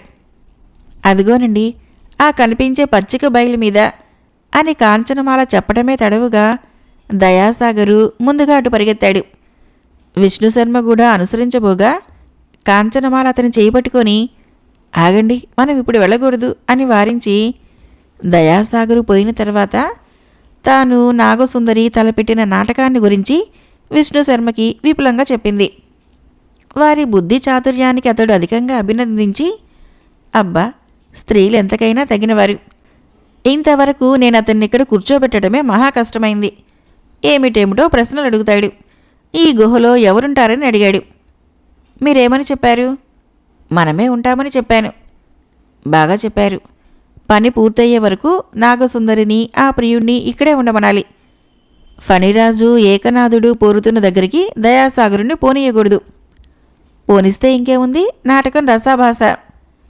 ఏకనాథ్ చనిపోయి 1 దినాలు దాటిందని మన ముగ్గురము ఇప్పుడు అతనికి స్థిరం చేయవలసిన విషయం తెలిసిందిగా. పోదాం పదా, మనం ఎందుకు రాలేదు అని అతడు అనుమానం పడగలడు అని విష్ణుశర్మ చెప్పగా కాంచనమాల అతనితో బయలుదేరింది నాగసుందరి దయాసాగర్లు ఉన్న చోటికి. వారు వెళ్ళేటప్పటికి అక్కడ దయాసాగరు నాగసుందరి శిరస్సును తన తొడల మీద ఉంచుకొని ఉపచర్యలు చేస్తున్నాడు. కాంచనమాల తనలో తానే నవ్వుకుంటూ త్వరగా పోయి నీళ్లు తెచ్చి నాగసుందరి ముఖం మీద కొట్టడము, విష్ణుశర్మ తన ఉత్తరీయంతో ఆమెకు విసరటము, దయాసాగరు దుఃఖపూరితమైన ముఖంతో, అయ్యయ్యో, ఈ మోహనాంగికి ఇంతలోనే ఈ మూర్ఛ ఎందుకు వచ్చింది? నాపై ఉండే అనురాగం వలన నన్ను వదిలిపెట్టగా నా కోసం ఎన్ని కష్టాలు పడింది అని వాపోవటం మొదలుపెట్టాడు. ఈమె హృదయము ఆది నుంచి అతి సుకుమారమైనది. ఏమాత్రపు దుఃఖవార్త విన్నా తట్టుకోలేని మనస్తత్వం గల మనిషి అని కాంచనమాలనగా, ఈమెను మీరు చాలా కాలం నుంచి ఎరుగుదురనుకుంటాను అని ఆశ్చర్యంగా అడిగాడు. అయ్యో, మా ముగ్గురివి శరీరాలు వేరుగాని ప్రాణం ఒక్కటే అంది కాంచనమాల. అసలు మీరిద్దరూ ఇక్కడికి ఎందుకు వచ్చారు? ఆ గుహద్వారం దగ్గర అందరము కలిసి మాట్లాడుతూనే ఉన్నాము. మా నాన్నగారి పేరు ఏకనాథ్ అని చెబుతున్నాను. మీ ఇద్దరూ కలిసి ఇక్కడికి రావటం గమనించనైనా లేదు అన్నాడు దయాసాగర్. మీ నాన్నగారి పేరు ఏకనాథ్ అని చెప్పటమే వచ్చింది ముప్పు అన్నాడు విష్ణుశర్మ ద్విరుక్తిగా. అదే, మా తండ్రిగారిని మీరు ఎరుగుదురా? అయ్యో, మీ తండ్రి మాకు గురుతుల్యులు, దైవ సమానులు. మేమందరము ఆ గుహలో చాలా కాలము అతి స్నేహంగా గడిపాము. అలాగా అని దయాసాగరు ఆ మాటలు నమ్మాడు. అటువంటి మహానుభావుడు మీ తండ్రిగారని తెలిసి వారి మరణవార్త నీ ఎదురుగా చెప్పడానికి నోరు రాక నీ ప్రియురాలికి విడిగా చెప్పాలన్న తలంపుతో ఆమెనిక్కడికి తీసుకుని వచ్చి, అమ్మా, నీకు కాబోయే మామగారైన ఏకనాథ్ చనిపోయాడు, 4 రోజులైంది అని నేను చెప్పటమే తడవుగా ఆ ఘోర వార్తను విని ఈ సుకుమారి మూర్ఛపోయింది అని కాంచనమాల అదే చమత్కారంగా చెప్పిందంతా నిజమని నమ్మి దయాసాగరు దుఃఖోద్రేకంతో, మా తండ్రిగారు చనిపోయారా? 4 రోజులైందా అని చేతులతో ముఖం కప్పుకొని విలపించడం మొదలుపెట్టాడు. అయ్యా, నువ్వలా ఏడుస్తుంటే అసలే మూర్ఛితురాలై ఉన్న ఈ సుకుమారికి హృదయము మరింత చెదిరిపోతుంది. పురుషుడివై ఉండి జ్ఞాన సంపన్నుడివై ఉండి నువ్విలా దుఃఖపడవచ్చినా పుట్టిన ప్రతి జీవికి మరణం తప్పదు కదా. అదీగాక పెద్దల చావు పెళ్లితో సమానమని నువ్వు వినలేదా? చనిపోయిన వారి కొరకు విలపించడం కంటే చావనై ఉన్న ఈ నవయవ్వన సుందరాంగిని బ్రతికించుకోవటం ప్రధాన కర్తవ్యం అని విష్ణుశర్మ కొంతసేపు నచ్చజెప్పగా దయాసాగరు తన దుఃఖాన్ని కొంతవరకు దిగమింగుకొని మనసును దిట్టపరుచుకొని వడిలో ఉన్న నాగసుందరికి తిరిగి ఉపచర్యలు చేయటంలో నిమగ్నుడయ్యాడు.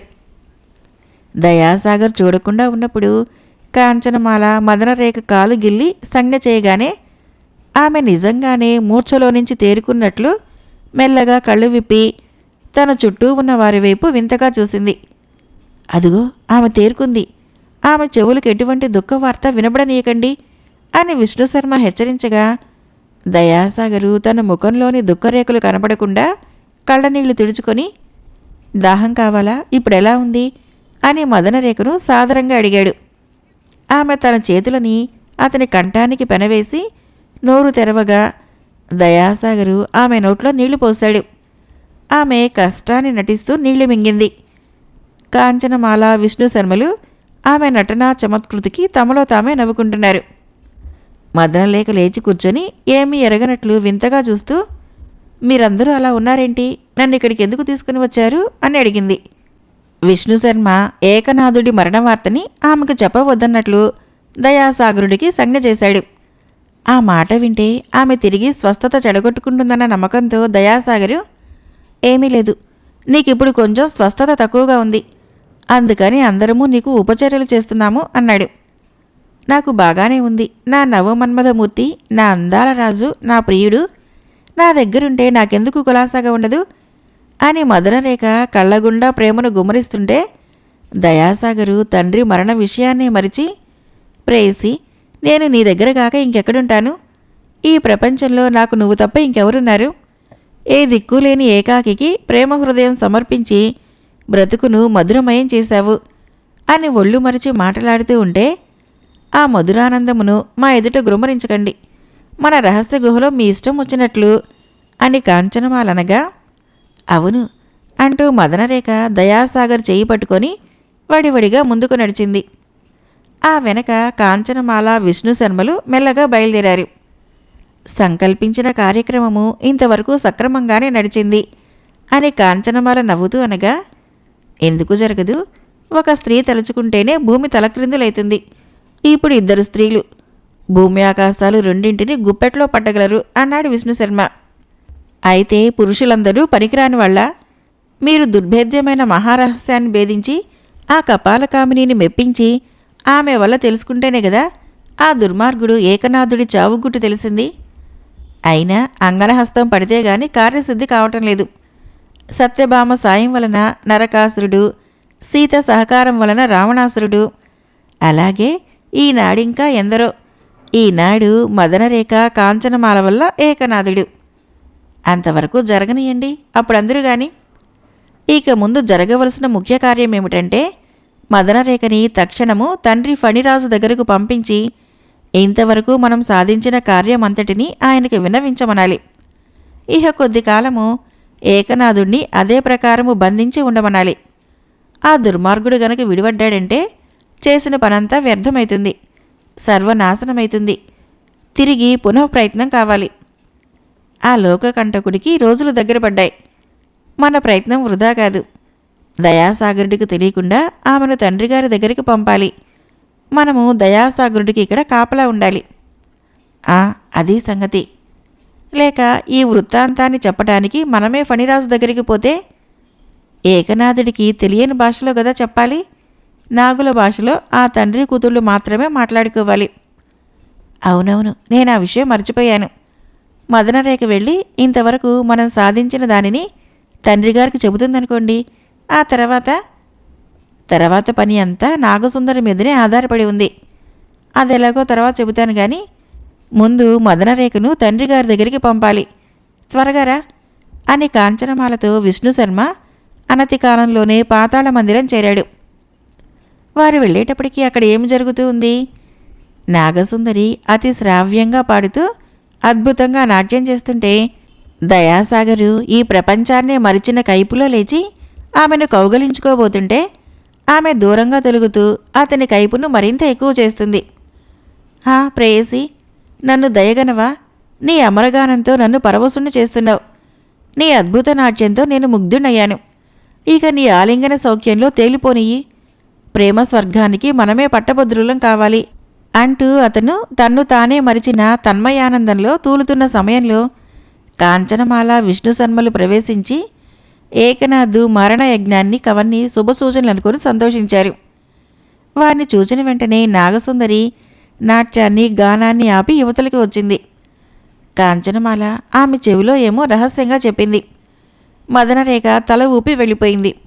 అంతవరకు ఏ స్వర్గలోకాల్లోనో తన్మయుడై విహరించే దయాసాగరు ప్రియురాలు లేకపోవటాన్ని గమనించి వడివడిగా యువతలకు పరిగెత్తుకుంటూ వచ్చి, ఏది నా ప్రేయసి? నన్ను వీడిపోయిందా? నా సౌందర్య రాశి, నా కళాదేవత నా దగ్గర లేకుండా నేను క్షణం కూడా బ్రతకలేను అని ఉన్మత్తుడిలాగా వేగిరపడుతుంటే, అయ్యా, నీ ప్రేయసి నిన్ను వదిలి ఎక్కడికి పోలేదు, పోదు, నువ్వు స్థిమితంగా ఉండు, ఆమె తిరిగి ఇప్పుడే వచ్చేస్తుంది అని కాంచనమాల విష్ణుశర్మలు అతి కష్టం మీద అతనికి నచ్చజెప్పి కూర్చోబెట్టారు. అబ్బా, రాళ్ళు విసిరి విసిరి జబ్బలు పులిసిపోయాయిరా.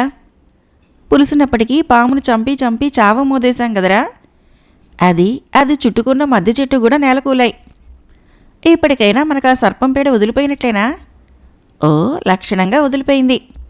అందుకింకా సందేహమా? అయితే ఇప్పుడిక మనం దగ్గరగా పోయి చూద్దామా? ఆ ప్రశ్నకి ఎవరికి మటుకు వారే చప్పగా ఊరుకున్నారు. ఓరి చవట పీనుగులారా, చచ్చిన పాము దగ్గరికి వెళ్ళడానికి కూడా ఇంత భయమేమిట్రా అని గోవిందయ్య, నందయ్య, ఆనందయ్యలను తిట్టాడు. పాముల సంగతి నీకేం తెలుసురా? అనేక సార్లు చచ్చిన పాములు మళ్ళీ బతకడం నాకు తెలుసు అని నందయ్య అన్న వెంటనే, నాకు తెలుసు, నేను చూశాను కూడా అన్నాడు ఆనందయ్య. అయితే ఇప్పుడు మనం చేసిన పనంతా వృధానేనా అన్నాడు గోవిందయ్య. వృధా ఎప్పటికీ కాదు. ఎన్ని రాళ్ళు ఖర్చు చేశాము అన్నాడు నందయ్య. సరే, మీరిక్కడే ఉండండర్రా. ఏమైనా సరే నేను పోయి ఆ పాము మన దెబ్బలకు చచ్చిందో లేదో ఖాయంగా తెలుసుకుని వస్తా. ఎలాగైనా గోవిందయ్య ధైర్యవంతుడు. వాడు గనక లేకపోయినట్లయితే మనమేనాడో చచ్చిపోయి ఉండేవాళ్ళం కదరా నందయ్య. అందుకింకా సందేహమా ఆనందయ్య? ఒరేయ్, నేను పోతున్నాను. మీరు మాత్రము ఇక్కడ అతి మహా జాగ్రత్తగా ఉండండి. నేను పరాక్రమంతో ఆ పాము దగ్గరికి పోయి అది చచ్చిందో లేదో ఖచ్చితంగా తెలుసుకుని వస్తా అని గోవిందయ్య బయలుదేరనున్న సమయంలో వెనక నుంచి వచ్చిన వారెవరో అతని పిలక దొరకబుచ్చుకొని, ఏ పామురా చచ్చేది అని ఒక కంఠం అడిగేటప్పటికీ గోవిందయ్య భయంతో కెవ్వు నరిచి అమాంతంగా పైకెగిరాడు. ఒరేయ్ నాగసుందరి, మదనరేఖ, మరేం భయం లేదు, కంగారు పడకు అన్నాడు ఆనందయ్య. మన మీద మనసు పోక మళ్ళీ మనల్ని వెతుక్కుంటూ వచ్చింది పాపం అన్నాడు నందయ్య. ఆ ఇద్దరి మాటలు విన్న తర్వాత గోవిందయ్య కుదుటపడ్డాడు. వెనక్కి తిరిగి మదనరేఖని చూస్తూ, మీ ఇద్దరిని వదిలిపెట్టి నా జుట్టు పట్టుకుంది కాబట్టి ఈ మోహనాంగి నన్ను వరించిందనటం ఖాయము అన్నాడు. ఇప్పుడు నీ పిలక ఊడిపోవటం అంతకన్నా ఖాయము అని నాగసుందరి ఆ మూర్ఖ సన్యాసి పిలకను మరింత బలంగా మెలిపెట్టి లాగుతుంటే, చచ్చు పిలక ఊడిపోయినా మంచిదే గాని ఆ పని మాత్రము నొప్పి లేకుండా చెయ్యి అన్నాడు గోవిందయ్య. ఏం, మీ పని వేళాకోళంగా ఉందా? మీరిక్కడేం చేస్తున్నారు అని మదనరేఖ తీక్షణంగా అడిగిన దానికి, కొండంత రాళ్లగుట్ట ఖర్చు చేసి అదిగో ఆ మధ్య చెట్టును చుట్టుకొని ఉన్న పాముని చంపేశాము అని గోవిందయ్య అనగా, ఆ పని చేయటానికి మీరు 1,00,000 జన్మలెత్తాలి. ఆ పాము చుట్టుకొని ఉన్నది మధ్య చెట్టును కాదు, మీ గురువు ఏకనాథ్ని అని ఆమె అంది. గురువా, ఏకనాథా అని ముగ్గురు భయకంపితులై అరిచారు. రండి చూద్దురు గాని అంటూ మదనరేఖ ఆ ముగ్గురు జుట్లు ఏకం చేసి పట్టుకొని తనతో లాక్కుపోయింది. వాళ్ళని గురువుకెదురుగా నిలిపి, ఇర్గో నీ ప్రియ శిష్యులు, రాళ్ల వర్షం కురిపించి నీ తల చిల్లులు చేసి ఉంటారు అన్నది. ఓరి మూర్ఖుల్లారా, ఆ పని చేసింది మీరేనా అని ఏకనాథ్ వారిని తీక్షణంగా అడిగాడు. మీరనుకోలేదు స్వామి, వెనకపాటును చూసి మీరొక మద్ది చెట్టని, ఆ మద్ది చెట్టును చుట్టుకున్న పాముని చంపాలని అలా చేశాము. అపరాధము క్షమించాలి అని ఆ ముగ్గురు ఫణిరాజుచే చుట్టబడి ఉన్న ఏకనాథుని దగ్గరికి పోలేక దూరం నుంచే సాష్టాంగపడి మొక్కుకున్నారు. అయినా గురువుకి ఆగ్రహం చల్లారలేదు. క్షమించను, మిమ్మల్ని ఇప్పుడే శపిస్తాను, కాచుకోండి అని మహోగ్రుడై పలికాడు. స్వామి, వద్దు వద్దు, మమ్మల్ని శపించకండి. చిరకాలము మీకు సేవలు చేసిన వాళ్ళము. ఇప్పుడు కూడా మీ ఆజ్ఞలకు బద్ధులం. మీరేం చెప్పినా చేస్తాము అని మూర్ఖులైన ఆ ముగ్గురు సన్యాసులు గురువుని వేడుకోగా, చెప్పిన పని చేస్తారా? సరి, అయితే ప్రస్తుతం మిమ్మల్ని క్షమిస్తున్నాను అన్నాడు గురువు. నాగసుందరి గాని ఫణిరాజు గాని ఆ మూర్ఖుల సంభాషణపైన దృష్టి లేక తాము మాట్లాడుకోవలసిన ముఖ్య విషయాలన్నింటినీ తమ నాగభాషలో మాట్లాడుకుని ముగించారు. విష్ణుశర్మ వైగైరాలు చేసిన కృషి ఫలితం తెలిపి ఫణిరాజు ఆనంద పరవశుడైనాడు. అతనికప్పుడు 1000 ఏనుగుల కొత్త బలం వచ్చింది. తన వారు కపాలకామినిని వశం చేసుకుని దానివల్ల ఏకనాథుని చావు రహస్యాన్ని తెలుసుకోవటమే కాకుండా అందుకు సాధనభూతుడైన దయాసాగర్ను కూడా అదుపులో పెట్టుకోగలిగినందుకు మరింత సంతోషపడుతూ, ఓరి కపట సన్యాసి, పాపి, నీ మారణ యజ్ఞం సమాప్తికి వచ్చిందిలే. ఇహ కొద్ది కాలంలో నీ శ్రమ నా శ్రమ కూడా తగ్గుతాయి అనగా ఫణిరాజుని బలంగా పట్టి ఉన్న ఏకనాథ్, నీ కూతురేదో వార్త తెచ్చినట్లుంది. నువ్వు నీ కూతురే కాదు, నీ నాగలోకమంతా కదిలి వచ్చినా నన్నేమీ చేయలేదు. నీ పిచ్చి పిచ్చి భ్రాంతులు వదులుకొని నన్ను క్షమాభిక్ష వేడుకో ఇప్పటికైనా అన్నాడు గంభీరంగా. ఓరి నరాధమా, నేను క్షమాభిక్ష వేడుకుంటానా? ఇన్ని రోజులు నా తండ్రి చేత బంధించబడి ఉండి ఇంకా సిగ్గులేక ఏంటి ప్రతాపాలు అని నాగసుందరి తీక్షణంగా అడిగింది. ఓసి, నీ తండ్రి మాత్రం నా చేతిలో లేడా? నీ తండ్రిని ఆఖరు చేసే వరకు వదిలిపెడతానా? నీ తండ్రినే కాదు, నిన్ను కూడా నేను వదిలిపెట్టను. ఇదివరకు 1-2 సార్లు నా నుంచి తప్పించుకొని పోయావు. కానీ ఎప్పటికైనా నిన్ను నేను వివస్త్రను చేసి నా కామము తీరా నీ యవ్వన సౌందర్యాలు పీల్చి నిన్ను పిప్పి చేయలేకపోతానా? నువ్విక ఏ పురుషుడికి పనికి రాకుండా చేసి నీ గర్వం అణచలేననుకున్నావా అని ఏకనాథుడు కుమార్తెనంటున్న మాటలు విని సహించలేని ఫణిరాజు ఒకసారి హూంకరించి తన బలానంతటినీ కేంద్రీకరించి ఏకనాథుడి శరీరాన్ని మరింత క్రోధంతో బిగించి అతన్ని గిజగిజలాడేలా చేస్తూ, నీ కళ్ళ కావరమే నిన్నింత చేసింది. నువ్వింత ప్రతిభావంతుడివైనందుకు నువ్వు సంపాదించుకున్న శక్తుల్ని ఈ విధంగా దుర్వినియోగం చేయకుండా సద్వినియోగం చేసి ఉంటే నీకు మోక్షప్రాప్తి కలిగి ఉండేది. దేవతలు సహితము మెచ్చుకొని ఉండేవారు అన్నాడు. నాకెవరి మెప్పులు అవసరం లేదు. కనుకనే లోక కంటకుడివై మహాపాపివై ఫలితాన్ని అనుభవిస్తున్నావు, ఇంకా అనుభవిస్తావు అంటున్న ఫణిరాజుతో కుమార్తె తన భాషలో, ఆ నీచుడితో వాగ్వాదం ఎందుకు తండ్రి? మన కార్యము ఫలోన్ముఖానికి వచ్చింది. ఇక స్వల్పకాలంలో ఈ పాపి నరకప్రాప్తిని పొందుతాడు. అంతవరకు మీరు వీణ్ణి ఇదే ప్రకారము విడవకుండా పట్టి ఉండాలి అన్నది. నేనా వీణ్ణి వదులుతానా? ఎంతకాలమైనా సరే ఈ పట్టు ఇంతే. నువ్వు వెళ్ళి విష్ణు శర్మాదులతో కలిసి కార్యానుకూలతకు పాటుపడు అని ఫణిరాజు చెప్పగా మదనరేఖ తండ్రిగారి దగ్గర సెలవు తీసుకుని వెళ్ళిపోయింది. ఆమె వెళ్ళిపోతూ ఉంటే గురువుకెదురుగా చేతులు కట్టుకొని నిలిచి ఉన్న నందయ్య, గోవిందయ్యలు సుందరి వైపు తమ నిస్సహాయ స్థితిని తెలుపుకుంటున్నట్లు జాలిగా చూశారు.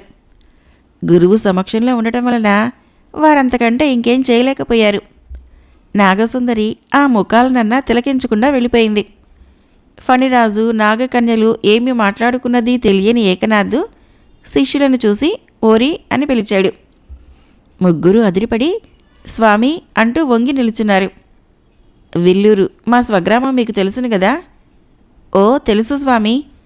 అక్కడ మల్లేశ్వరుని ఆస్థానంలో దయాసాగరుడు అని ఒక పండిత కుమారుడుంటాడు. మీరు ఆ చోటుకు పోయి ఆ పండిత కుమారుణ్ణి నేను రమ్మంటున్నానని చెప్పి ఇక్కడికి తీసుకుని రావాలి. ఏ కారణం వలనైనా వాడు మీతో రావటానికి నిరాకరించిన ఎడల బంధించి తీసుకుని రండి. గురువాజ్ఞ తప్పకుండా నెరవేరుస్తాం.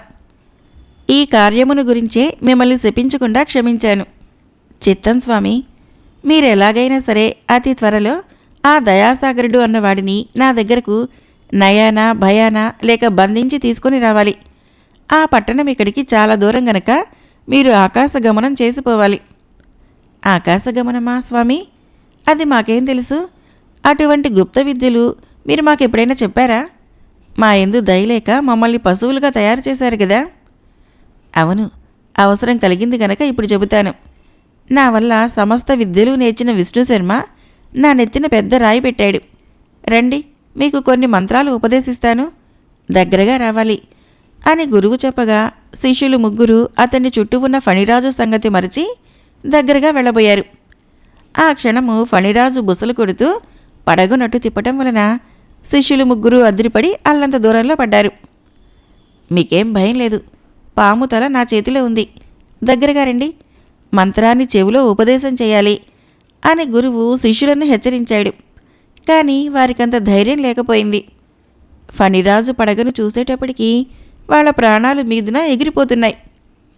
ఓరి మూర్ఖులారా, ఈ పాము మిమ్మల్నేం చేయదు, త్వరగా దగ్గరికి రండి అని గురువు ఎంతగానో హెచ్చరించాడు. కానీ వారి ప్రాణాల మీద తీపి వారిది కదా.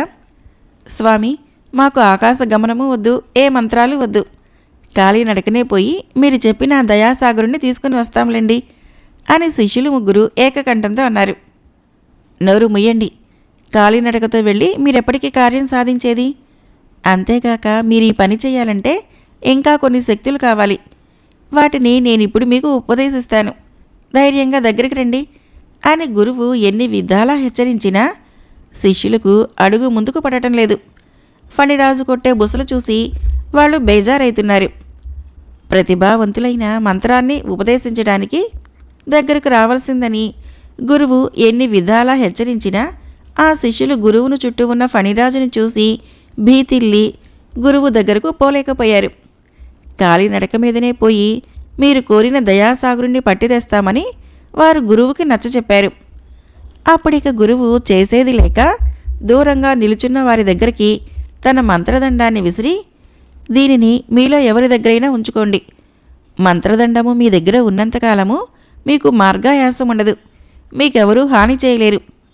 మీరు తిరిగి వచ్చిన తర్వాత మీకు సర్వశక్తి యుతములైన మంత్రాలన్నీ ఉపదేశించి మిమ్మల్ని ముగ్గురిని నా అంతవాళ్ళని చేస్తాను. మీరు మాత్రము నేను కోరిన యువకుణ్ణి తప్పకుండా తీసుకురావాలి అని చెప్పాడు. గురువుకు తమ ఎందు కలిగిన దయకు ఆ శిష్యులు సంతోషపడుతూ అతని కార్యాన్ని నెరవేర్చడానికి అత్యుత్సాహంగా బయలుదేరారు. దయాసాగరు ఏకనాథుడి కొడుకేనని, కొడుకు వల్లనే అతనికి మరణం ఉంటుందని ఫణిరాజు అంతకుముందే కుమార్తె వల్ల తెలుసుకుని ఉండటం చేత వాడు తన ప్రాణరక్షణ నిమిత్తము ఇప్పుడు కొడుకును తన అదుపులో పెట్టదలిచి శిష్యుల్ని పంపుతున్నాడని అర్థం చేసుకున్నాడు. తండ్రిగారిని కలుసుకోబోయిన నాగసుందరి తిరిగి వచ్చేలోపుగా దయాసాగరు అక్కడి పర్వత పంక్తులలో చల్లగాలికి విహరించబోగా వారించటము అనుమాన కారణమైతుందని ఆలోచించి కాంచనమాల, విష్ణుశర్మలు అతడిని పోనిచ్చి తామా చెరువులోనే ఉండి కనిపెట్టి చూస్తున్నారు. ఆ సమయంలో రాజ్యమును పదవిని కోల్పోయి శత్రురాజుల చేతుల్లో ఖైదీగా చిక్కి ఉన్న అమరేంద్రుని విషయం జ్ఞాపకం రాగా కాంచనమాలకి అప్రయత్నంగా కళ్ళు చెమ్మగిల్లాయి. ఆ విషయాన్ని గమనించిన విష్ణుశర్మ, ప్రేయసి, ఉన్నట్లుండి నీ ముఖాన చింతారేఖ లావరించి ఉండటానికి కారణమేమిటి అని కంగారుగా అడిగాడు. ఏముంది, ఏనాడైందో స్వస్థలాన్ని తండ్రిగారిని చూసి. దుర్మార్గుడు ఏకనాథుడి మూలంగా దేశాల పాలయ్యాను. అయినప్పటికీ తిరిగి మీ సాంగత్యం లభించడం వలన అందుకు కూడా విచారించను.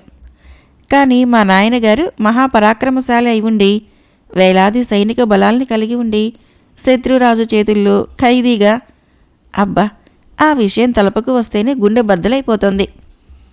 ఆమె చెప్పింది అక్షరాల నిజం. కానీ విష్ణుశర్మ అప్పుడేం చేయగలడు? ఆమెను కమ్ముకుంటున్న దుఃఖరేఖల్ని దూరం చేయటమే అతనికి కర్తవ్యమని తోచింది. ఫణిరాజు వంటి సర్వశక్తి సంపన్నుడు, సర్వనాగలోక ప్రభువు ఈనాడొక నరాధముడి చేతుల్లో చిక్కుకొని ఉండలేదా? అతను చిక్కుకున్న శత్రువును బెసకనీయక బిగబట్టి ఉన్నాడు. ఆ ఇద్దరికీ సంగ్రామం ఇంకా జరుగుతున్నదనే చెప్పవలసి ఉంది. ఒకరు ఓడారని గాని వేరొకరు గెలిచారని గాని అనటానికి వీలు లేదు కదా అని కాంచనమాల అడిగిన దానికి విష్ణుశర్మకి వెంటనే జవాబు దొరకలేదు. అయినా అతడు ఆమెకు తన మాటలతో దుఃఖోపశమనం చెయ్యాలనే ప్రయత్నం చేస్తున్నాడు. అప్పుడు ఇద్దరూ క్షణకాలము సంభాషణలో ఏమరి ఉండగా అక్కడ చల్లగాలి కోసము పర్వత పంక్తులపై విహరించి వస్తున్న దయాసాగరు అడుగు తర్వాత అడుగు వేసుకుంటూ క్రమంగా చాలా దూరం పోయాడు. ఆ సాయం సమయంలో చల్లగాలిలో ఎంత దూరం పోయింది అతనికే తెలియదు. కానీ ఆ కొండల మీదుగానే వస్తున్న ముగ్గురు సన్యాసులు కొంత దూరంలో దయాసాగర్ను చూసి, గురువుగారు చెప్పిన గుర్తులను బట్టి అతనే దయాసాగరుడిలా ఉన్నాడు, త్వరగా పోయి చూద్దాం రండి అని ఒకరినొకరు హెచ్చరించుకొని వడివడిగా ముందుకు పోయారు. వాడే దయాసాగరుడైతే మన శ్రమ చాలా వరకు తప్పిపోతుంది అన్నాడు గోవిందయ్య. అంతేకాదు, గురువుగారు మనకి తమ విద్యలన్నీ నేర్పించి మనల్ని తమంతటి వాళ్ళని చేస్తాడు అన్నాడు నందయ్య. అంతేకాదు, మనం కూడా అగుపించిన అందగత్తెలను ఎగరేసుకుని పోయి హాయిగా అనుభవించవచ్చు అన్నాడు గోవిందయ్య. చూస్తారేంరా, ముందర పరిగెత్తుకుని వెళ్ళండి, ఆ కనిపించేవాడెవడో చూద్దాం పదండి అని గోవిందయ్య హెచ్చరించాడు. ముగ్గురూ కలిసి పరిగెత్తిపోయి ముందర నడుస్తూ దయాసాగర్ని కలుసుకున్నారు. వారిని చూడగా దయాసాగర్ గుర్తుపట్టి నవ్వుతూ, ఓహో, మీరా గొప్ప మునీశ్వరులు అన్నాడు. ఓ, జ్ఞాపకం ఉంది, ఒకానొకప్పుడు మనం సత్రంలో కలుసుకున్నాము అన్నాడు గోవిందయ్య. అప్పుడు నీ దగ్గర పాముండాలి గదయ్యా అని నందయ్య అడగ్గా, పాము పడతిగా మారిపోయింది అన్నాడు దయాసాగరు. అయితే మేమిప్పుడు నీకు భయపడనక్కర్లేదు అని అడగ్గా, నీ పేరేంటయ్యా మర్చిపోయాము అని వేరొకరు అడగ్గా, నా పేరు దయాసాగరు. ఆ పేరు వినగానే సన్యాసులు ముగ్గురు ఎగిరి గంతులేశారు. చూస్తారేంరా, వెదకుపోయిన తీగ కాళ్ళకు తగిలింది, మోసుకుపోదాం అని గోవిందయ్య అనటమే తడవుగా మిగిలిన సన్యాసులిద్దరూ చెరువు వైపున పట్టుకుని దయాసాగర్ నెత్తుతుంటే అతను తెల్లబోయాడు. ఏమిటి దౌర్జన్యం, నన్నెందుకిలా మోసుకుపోతున్నారు అని భయ విభ్రాంతుడై అడిగాడు. నువ్వు నోరెత్తావంటే ఇదిగో చూసుకో మంత్రదండం అంటూ గోవిందయ్య తన దగ్గర ఉన్న మంత్రదండాన్ని దయాసాగర్కి చూపించాడు. దాన్ని చూడగానే దయాసాగరుడికి సర్వశక్తులు క్షీణించినట్లయింది. అతనే అవయవము మెదపలేని నీరస స్థితికి వచ్చాడు. అందువలన సన్యాసులు అతన్ని సునాయాసంగా మోసుకుపోతున్న సమయంలో గూఢాచారి వల్ల ఫణిరాజు వృత్తాంతాన్ని తెలుసుకున్న మందాకిని అతని ఆజ్ఞల ప్రకారము అతన్ని కలుసుకోవాలని నాగలోకం నుంచి బయలుదేరి ఆ కొండల మార్గాన పోతూ సన్యాసుల చేత మోసుకొని పోబడుతున్న దయాసాగర్ని చూసి తెల్లబోయింది. ఈ సుందరకుమారుణ్ణి ఇదివరకు ఒకసారి చూశాను. అప్పుడు స్త్రీల చేత బంధింపబడి ఇప్పుడు ఈ సన్యాసులకు చిక్కుకొని ఉన్నాడు.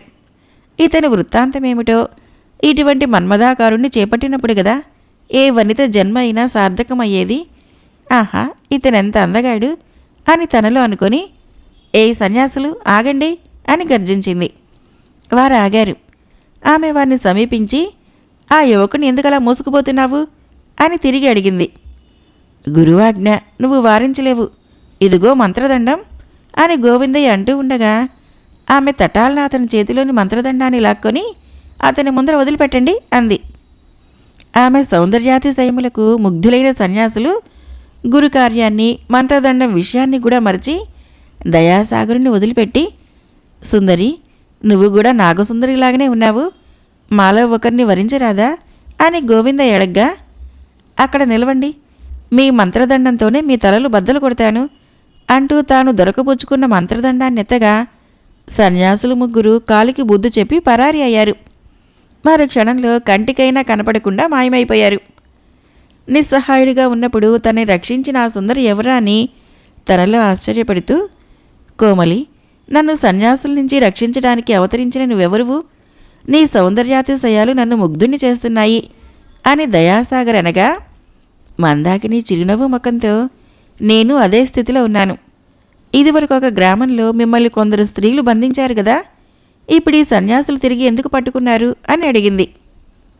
నా రోజులు బాగా లేనందువల్ల ఇటువంటివి జరుగుతున్నాయి. ఆ గ్రామవాసులైన స్త్రీలను ఎలాగోలో వదిలించుకుని వచ్చానంటే ఈ మూర్ఖ సన్యాసులు తిరిగి పట్టుకున్నారు. ఎందుకు పట్టుకున్నారో, ఎక్కడికి తీసుకువెళ్లాలనుకున్నారో తెలీదు. వారి దగ్గర మంత్రదండం చూడగానే నా ఒంట్లో ఉన్న కాస్త శక్తి కూడా సన్నగిలింది. నా పాలిటి దేవతలు అవతరించి నన్ను రక్షించావు. అందుకు నాకేమిటి లాభము? అతను బదులు చెప్పలేదు. నీ మోహన రూపాన్ని నేను ఆరాధించుకుంటాను. నాగసుందరి మదనరేఖకు నీకు చాలా దగ్గర పోలికలున్నాయి. మీ ఇద్దరూ ఒక తల్లి బిడ్డలా అని దయాసాగరుడు అడిగిన దానికి ఆమె తెల్లబోయి, మదనరేఖని మీరెరుగుదురా? నేనామె చెలికత్తెను.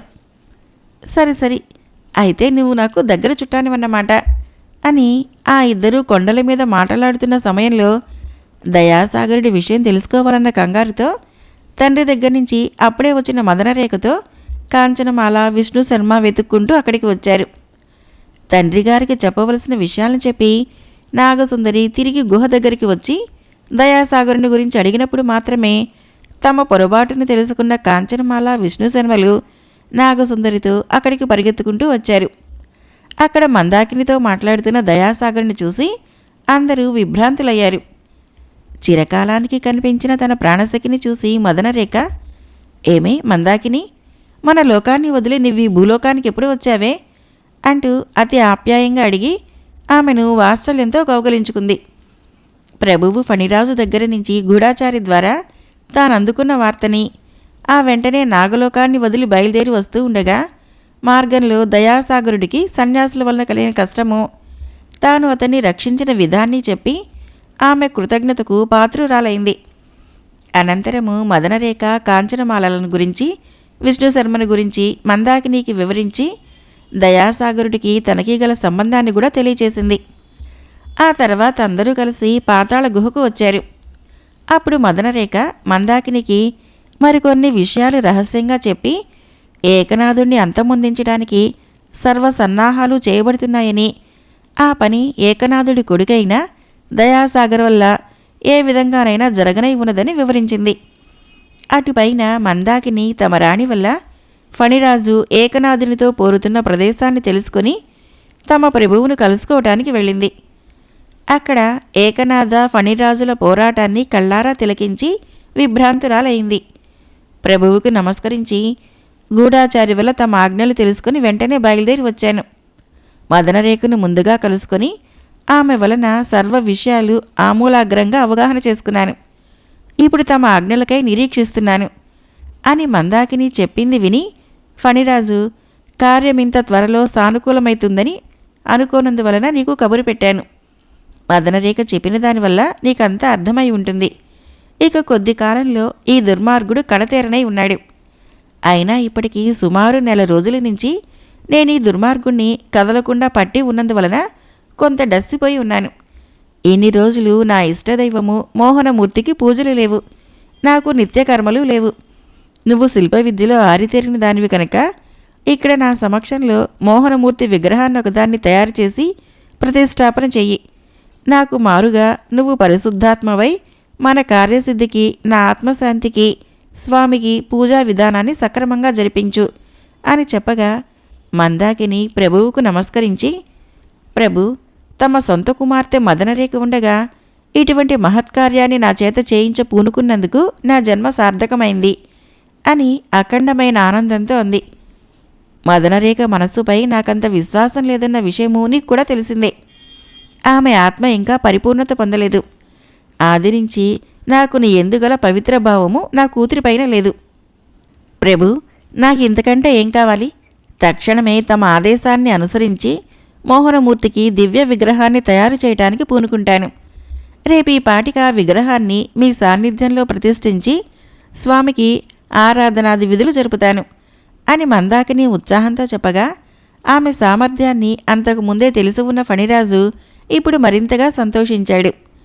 నాగభాషలో వారంతవరకు మాట్లాడుకున్నదేమీ తెలియక తన్నొకప్పుడు వంచన చేసి పాడు నూతులోకి తోసిన సుందరి ఆమెనని గుర్తించిన ఏకనాథ్, ఓసి మందాకిని, నిన్ను గుర్తించకపోలేదు, కొద్ది నిమిషాలు ఓపిక పట్టు, నీ రాణి సంగతి నీ సంగతి నేను పూర్తిగా కనుక్కుంటాను అనగా, ఓరి దొంగ సన్యాసి, మహాపాపి, మా సంగతులు కనుక్కోవటానికి నీవు ఇటువంటివి ఎన్ని వేల జన్మలెత్తవలసి ఉందిరా అని మందాకిని వాడి ముఖాన్నైనా చూడకుండా ఆ తావును వదిలింది. ఆ మాటలతో ఏకనాథుడి తల అవమానంతో చిల్లులు పడినట్లయింది. కాని ఏం చేయగలడు? కదిలితే ఫణిరాజు కాటికి ఆహుతి, మెదిలితే ఆ నాగప్రభువుని నాలుకకు బలి. భోగపుర కారాగారంలో బంధించబడి ఉన్న ఆ వ్యక్తి దుస్థితిని గురించి ఏమని చెప్పగలము? ఒక మహా సామ్రాజ్యానికి సార్వభౌముడై ఉండటమే గాక నిజ భుజబల పరాక్రమాలతో సమస్త సామంత లోకాలని ఓడించి ఏటు విన్న అమరేంద్రుని విజయభేరి ఘోషలే, ఏటు కన్నా అమరావతి పతాక విజయ విహారాలే అన్న విశ్వవిఖ్యాతిని సంపాదించినవాడు అది చాలక సప్తాంబోధి వలయ భూమండలానికి అంతటికీ తానొక్కడే ఏకైక నియంత కావాలన్న దురాశతో, దురహంకారంతో, దురాక్రమణ చేయవలనన్న తలవంపుతోనే గదా అతనికి ఈనాడు ఇటువంటి గతి పట్టింది. అయినప్పటికీ అతడు మనసు మార్చుకొని జరిగిన దానికి పశ్చాత్తాపాన్ని పొందుతున్నాడా? తన దురాశను గుర్తించాడా? తన దురాక్రమణ పథకము అధర్మమని ఆమోదించాడా? స్వాతంత్ర్యము ప్రతి మానవుడికి గల జన్మ హక్కు అని, ప్రతి జీవి అందుకే ప్రయత్నిస్తుందని అతనికి ఇంకా తెలియలేదా? తెలిస్తే అతనింకా అదే విధమైన పాత ధోరణిలో ఎందుకుంటాడు? చుట్టూ అమర్చబడిన దుర్భేద్యములైన ఇనప కడ్డీల కట్టడంలో మాసిన గడ్డము, కళారహితములైన కళ్ళు, శుష్కించిన దేహముతో ఆ అమరేంద్రుడు మరింత కిన్నుడై ఎదురుగా కనిపించే విశాలము, నిర్మానుష్యము అయి ఉన్న బయలువైపు ఆ ఇనుప బందికానాలో నుంచి శూన్యంగా చూస్తూ తనలో తాను కుమిలి కుళ్ళి భరించలేని ఆవేదన పడుతున్న సమయంలో ఒక కారాగృహ భటుడు వచ్చి, అయ్యా, శంభునాథ ప్రభువులు వేంచేస్తున్నారు, బుద్ధిని హాజరులో ఉంచుకొని జాగ్రత్తగా ఉండండి అన్నాడు. నా బుద్ధి ఎప్పుడూ హాజరులోనే ఉంటుంది. శంభునాథుడు నీకు ప్రభువు గాని నాకు ప్రభువు కాడు. నేను జాగ్రత్తగా ఉండటానికి అతనేమైనా దేవుడా, అంతకంటే గొప్పవాడా అని అమరేంద్రుడు వినిపించి వినిపించకుండా తనలో తాను సణుక్కుంటున్న సమయంలో దయాసముద్ర, ధర్మ పరావతార, ధీర బహువీర, శత్రు భయంకర, రాజ మార్తాండ, రాజాదిరాజ, శ్రీ శ్రీ శ్రీ శంభునాథ ప్రభువులకు బహుపరాక్ అన్న వంది మాగదులతో కోలాహల ధ్వనుల అమరేంద్రుడి చెవులకు ములుకులుగా నాటుతున్న సమయంలో శంభునాథుడు ఆ తావుకు ప్రవేశించాడు. వెంటనే పరివార భటాది ఇతర జనాలు పక్కకు తప్పుకున్నారు. అమరేంద్రుడా ప్రభువును కన్నెత్తైనా చూడలేదు, చేయెత్తి నమస్కరించలేదు. అయినా శంభునాథుడు దాసీనత వహించక, అమరావతి సార్వభౌమ అమరేంద్ర, నీ యోగక్షేమాలని స్వయంగా తెలుసుకోవాలని వచ్చాను అని సగౌరవంగా పలకరించిన దానికి, నా యోగక్షేమాలు నువ్వు తెలుసుకోవలసినంతగా ఏమీ లేవు అని అమరేంద్రుడు అతి కటువుగా బదులు చెప్పాడు. నీ స్థితి మాకెక్కువ జాలి కలిగిస్తున్నది. మీకు అవసరం లేదు. నిజమే, కానీ నా మనస్సు అటువంటిది. సాటి సామ్రాట్టువి, తోటి ధీరుడివి, కేవలము దురహంకార దురాక్రమణ చింత వలనే కదా ఈ స్థితికొచ్చావు. కాదు, నా సైనిక బలాలు ఒళ్ళు బలిసి తమ విధాయకాన్ని సక్రమంగా నిర్వర్తించకపోవటం వలన నాకు ఈ స్థితి రావటము, నీకు విజయం చేకూరటము జరిగాయి. అంతేగాని నీ దురహంకార దురాక్రమణ బుద్ధులే నిన్ను ఈ స్థితికి తెచ్చాయని ఇప్పటికైనా గుర్తించలేదన్నమాట. పరాక్రమవంతులకు ఆక్రమణాపేక్ష అవసరమే. కలిగిన దాంతో తృప్తిపడి రాజ్య విస్తీర్ణము కొరకు పాటుపడకపోవటము రాజలక్షణం కాదు. బలము కలిగినందుకు ఆక్రమణ చేయవలసిందే, అదములు అడుగంటవలసిందే. బలవంతులు బలహీనుల్ని పీడించి వారి స్వాతంత్ర సంపదలను దోచుకొని తాము ఏకఛత్రాధిపత్యాన్ని వహించటము ధర్మమేనా? ధర్మాధర్మాలు పాటించేవాడు ధీరుడు కాదు. శభాష్! నువ్వు చేసిన పని మాత్రమేమిటి? నీ బలంతో నన్నోడించావు. అది చాలక ఖైదీగా బంధించావు. నా రాజ్యాన్ని ఆక్రమించి నీ ప్రతినిధులతో అధికారంలో ఉంచి నా ప్రజా సామంతులను శాసిస్తున్నావు. పిచ్చివాడ, నేను చేసింది దురాక్రమణ కోసం కాదు, దురహంకారం వల్ల కాదు. నువ్వింతకాలము బలహీనంగా ఉన్న రాజ్యములపై పడి వాటిని ఓడించి హస్తగతం చేసుకుంటున్నా నేను కల్పించుకోలేదు. సమస్త భూమండలానికి నువ్వే నియంతవై కూర్చొని సర్వసామంత ప్రభువుల స్వాతంత్ర్యాన్ని నువ్వే హస్తగతం చేసుకుంటున్నా నేను ముందుకు రాలేదు. కొసకు నన్ను కూడా జయించి నా రాజ్యాన్ని కూడా అపహరించి నా స్వాతంత్ర్యాన్ని కూడా కొల్లగొట్టాలన్న దురహంకారంతో నాపై దండెత్తి వచ్చినప్పుడు మాత్రమే నేను అవసరమైన చర్య తీసుకున్నాను. అంతవరకు నీకు ఓడిన ప్రభువులు ఎంతగా ఏడ్చారో నీకు తెలీదు. నేను ఎవరి రాజ్యములు వారికి తిరిగి అప్పగించి ఎవరి హక్కులు వారు యథేచ్ఛగా అనుభవించవచ్చునని ప్రకటించిన విషయం నీకింకా తెలియదు కాబోలు. నీ రాజ్యాన్ని కూడా ఈ క్షణంలో నీకు అప్పగిస్తాను. కానీ అక్రమంగా ఇక నుంచి నీవెవరిపైనా గాని యుద్ధం చేయనని, ధర్మయుక్తంగా పరిపాలనా విధానం నడుపుకుంటానని పత్రం రాసి ఇవ్వాలి. నువ్వందుకు అంగీకరించిన నాడు నిన్ను నీ అమరావతి రాజ్యానికి పువ్వుల రథం మీద పంపుతాను. నీ సింహాసనానికి నువ్వే పట్టభద్రుడు అవుతావు. నాకు ప్రాణమిత్రుడివై ఉంటావు. అవసరం లేదు. చేతులు తెగి పౌరుషాన్ని కోల్పోయినప్పుడు నేను నా సింహాసనంపై ఉన్నా ఒకటే, ఇక్కడ నీ కారాగృహంలో ఉన్నా ఒకటే. అధర్మ యుద్ధాలు చేయకపోవటము చేతులు తెగి పడి ఉండటమా? దురాక్రమణ దురహంకారాలు లేకపోవటము పౌరుషహీనమా? అవును, నా దృష్టిలో అంతే. అప్పుడు నేను నీకు చేయగల సాయము గోరంతైనా ఉండదు. నీ సాయాన్ని ఆపేక్షించి ఇక్కడెవరూ కూర్చోలేదు. అయితే ఆ జన్మాంతము ఇలాగే కారాగారంలో నా ఖైదీవై ఉంటావా?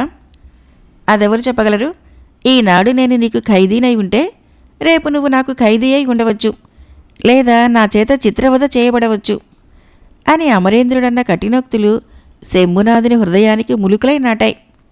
అయినప్పటికీ ఆ సహజ శాంత స్వభావుడు ప్రతివాదం చేయక, అయ్యా క్షమించు, నిన్ను పరామర్శించి రావటం నాది పొరపాటైంది.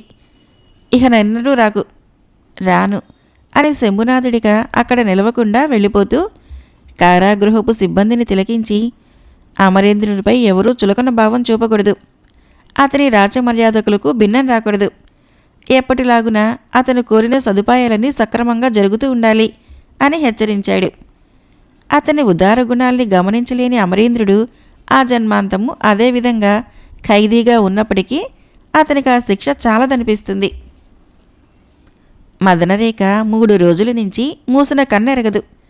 ఆమె అస్వస్థతను గురించి దయాసాగరుడు ఎక్కువగా బాధపడుతున్నాడు.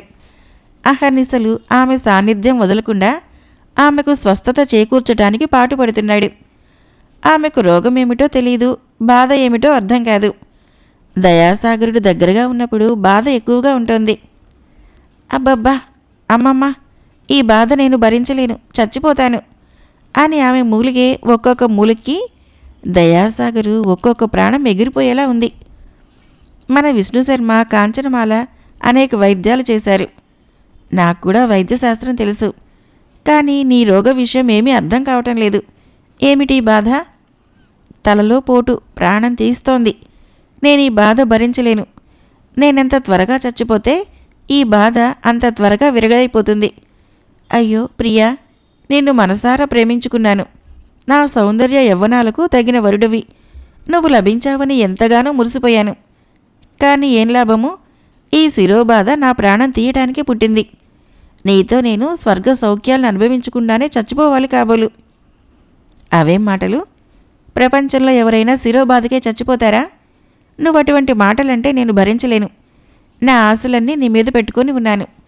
నీ సాహచర్యంలో, నీ ప్రేమానందంలో మా తండ్రి గారి మరణ విషయం కూడా మరచి తన్మయుడినైతున్నాను. ఉన్నట్టుండి హఠాత్తుగా నీకు ఈ శిరోబాధ ఎక్కడి నుంచి వచ్చి పడిందో గదా? ఇది మామూలు శిరోబాధ కాదు. మన ప్రేమను చూసి సహించలేక ఏ పిశాచమో, ఏ దయ్యమో వచ్చి నా శిరస్సును పట్టుకుందో ఏమో. అబ్బబ్బా, అమ్మమ్మో, భరించలేను, భరించలేను, బాధ, బాధ అని ఆమె కాళ్ళు చేతులు విలువిలా తన్నుకుంటుంటే దయాసాగరు వికలచిత్తుడై ఆమె శిరస్సును పట్టుకున్నాడు. ఆ సమయంలో విష్ణుశర్మ అక్కడికి వచ్చి, బాధ తగ్గలేదా అని అడిగాడు. ఈ బాధ నన్ను ఎత్తికెళ్ళటానికి వచ్చింది కానీ తగ్గటానికి రాలేదు. లాభం లేదు, నేను బ్రతకను అని ఆమె శిరస్సును ఆ తట్టు ఈ తట్టు కొట్టుకుంటుంటే దయాసాగరుడి కళ్ళు ద్రవిస్తున్నాయి. అతని నోట వెంట మాటన్నా రావటం లేదు. శాస్త్రానికి అతీతమైన ఈ జబ్బు, మందులకందని ఈ శిరోబాధ, మంత్రములకి కట్టుబడని ఈ గడ్డు వ్యాధి ఏమిటో అర్థం కావటం లేదు. చేయవలసిన ప్రయత్నాలన్నీ చేశాము, ప్రయోజనం కలగలేదు. ఏం చెయ్యాలి అని విష్ణుశర్మ తల మీద చేతులు పెట్టుకుని ఖిన్నుడై కూర్చొని ఉండగా కాంచనమాల ఎవరో ఒక నూతన స్త్రీని వెంటబెట్టుకుని అక్కడికి వచ్చింది. ఆ కొత్త మనిషి కాషాయ వస్త్రాలు ధరించి మెడలోనూ దండలకు రుద్రాక్షలు కట్టుకొని జడలు కట్టిన కురులతో చేతనొక త్రిమాలని పట్టి యోగినిలా ఉన్నది. దయాసాగరు, విష్ణుశర్మాదులు ఆ స్త్రీని చూసి, ఈవిడ ఒక యోగిని, సర్వ విషయాలు తెలిసిన దైవజ్ఞురాలు. అదృష్టవశాత్తు కొండలో నా కంటపడింది. మదనరేఖ విషయం తెలుసుకుందామని ప్రార్థించి తీసుకువచ్చాను అని చెప్పింది. అమ్మా, ఈ సుందరిని 3-4 రోజుల నుంచి భరించలేని శిరోవేదన పట్టి పీడిస్తోంది. ఎన్ని మందులు వేసినా తగ్గటం లేదు. ఒక్కొక్కప్పుడు ప్రాణం పోయే పరిస్థితిలో ఈమె గిలగిలా తన్నుకుంటుంటే మేము చూడలేకుండా ఉన్నాము. మీరు సర్వజ్ఞుల్లా కనిపిస్తున్నారు. ఈ వ్యాధి విషయమేమిటో పరీక్షించి నివారణ చేస్తే పుణ్యం ఉంటుంది అని విష్ణుశర్మ చెప్పగా, యోగిని తన చేతిలోని త్రిమాలను రోగి చేతికిచ్చి, దీనిని పట్టుకో అన్నది. మదనరేఖ అదే ప్రకారము యోగిని ఇచ్చిన త్రిమాలను ఒకవైపు పట్టుకున్నది. దయాసాగరు కళ్ళనీళ్లు తుడుచుకొని ఆశతో తిలకిస్తున్నాడు. అమ్మా, అమ్మా, అబ్బబ్బా, బాధ, బాధ, నేను బ్రతకను అంటూ మదనరేఖ అధిక బాధని అభినయిస్తూ ఉండగా యోగిని ఒక నిట్టూర్పుని విడిచి విషాదంతో, అయ్యా, ఇది మందులకు మంత్రాలకు తగ్గే వ్యాధి కాదు అని నిరాశతో పెదవులు విడిచింది. తగిన పని చేయకపోతే ఈ సుందరి ఈ వ్యాధి వల్ల అచిరకాలంలోనే మృతి పొందుతుంది అని యోగిని తిరిగి చెప్పగా అందరి ముఖాలు విషాదంతో నిండిపోయాయి. తగిన పని అంటే ఏమిటి తల్లి? ఏం చేస్తే ఈమెకి బాధ తొలగిపోతుంది అని దయాసాగరు గద్గద స్వరంతో అడిగాడు. లాభం లేదు, అది ఎవ్వరూ చేయలేని పని అని యోగిని నిరాశ నిస్పృహలతో అంది. అలా అనకండి, ఈ సుందరి మాకు ప్రాణతుల్యురాలు. ఈమె కోసము మేమెటువంటి త్యాగమన్నా చేయగలము. ఈ దుర్భర వ్యాధి పోయి ఈమె బ్రతకడమే మాకు కావాలి అని విష్ణుశర్మ అనగా, ఈమె కోసము నేను నా ప్రాణాన్నైనా ఇవ్వటానికి సంసిద్ధంగా ఉన్నాను అంది కాంచనమాల. నా కోసం ఎవరూ ఎటువంటి త్యాగమూ చెయ్యొద్దు. నన్ను ఈ వ్యాధితో ఇలాగ చనిపోనియండి. అబ్బా, తల బ్రద్దలైపోతుంది అని మదనరేఖ తిరిగి బాధపడుతూ ఉంది. ప్రేసి అంటూ దయాసాగరు ఆమెను పట్టుకున్నాడు. మీరందరూ ఈ రోగికి ఆత్మీయులనుకుంటాను. అయినా మీరెవరూ ఏమీ చేయలేరు. మీ త్యాగాల వల్ల, మీ సాహసాల వల్ల కూడా ఈ సుందరి బతకదు అని యోగిని తిరిగి అంది. అంతేనా, అంతేనా అని దయాసాగరు వణుకుతున్న గొంతుకుతో అన్నాడు. ఈమె బ్రతకవలనంటే ఒకటే మార్గము అని యోగిని అనగా, అమ్మా, అదేమిటో త్వరగా చెప్పండి అన్నది కాంచనమాల. ఈ సుందరి కపాలకామిని అనే ఒక పిశాచం పట్టి ఉన్నది కనుక శిరస్సుకు సంబంధమైన బాధ. ఈ సుందరిని కపాలకామిని అనే ఒక పిశాచం పట్టి ఉన్నది కనుకనే శిరస్సుకు సంబంధమైన బాధ.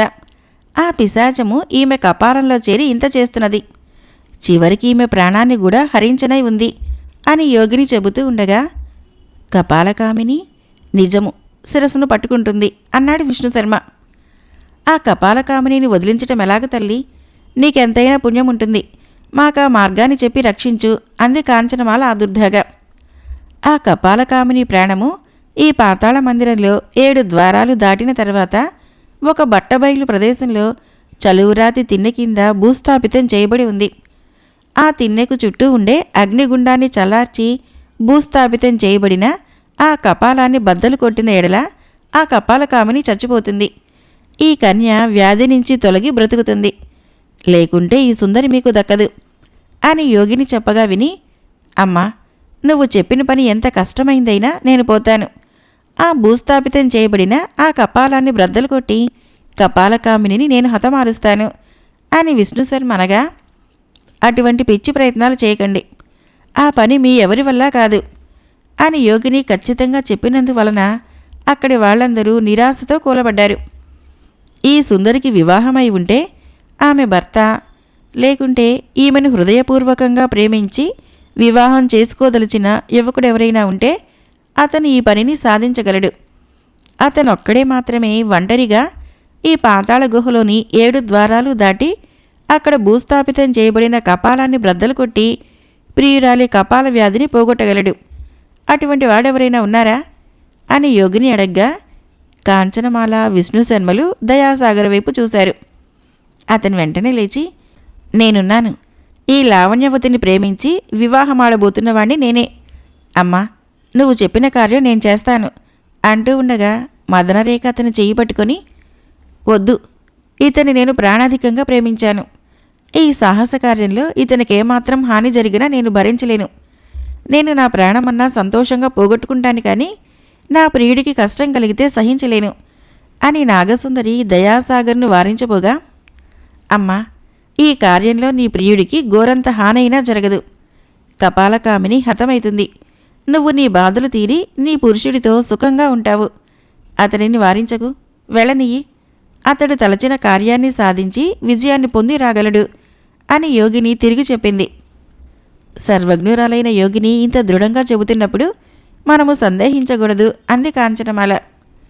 నేను చెప్పవలసింది చెప్పాను, ఆ పైన మీ ఇష్టం. రోగి బ్రతకవలనంటే అదొక్కటే మార్గం. ఈ కార్యం మీలో ఏ ఒక్కరికి హాని కలిగించదు. నాకు సెలవు అన్న యోగిని ఇక అక్కడ ఉండకుండా వెళ్ళిపోయింది.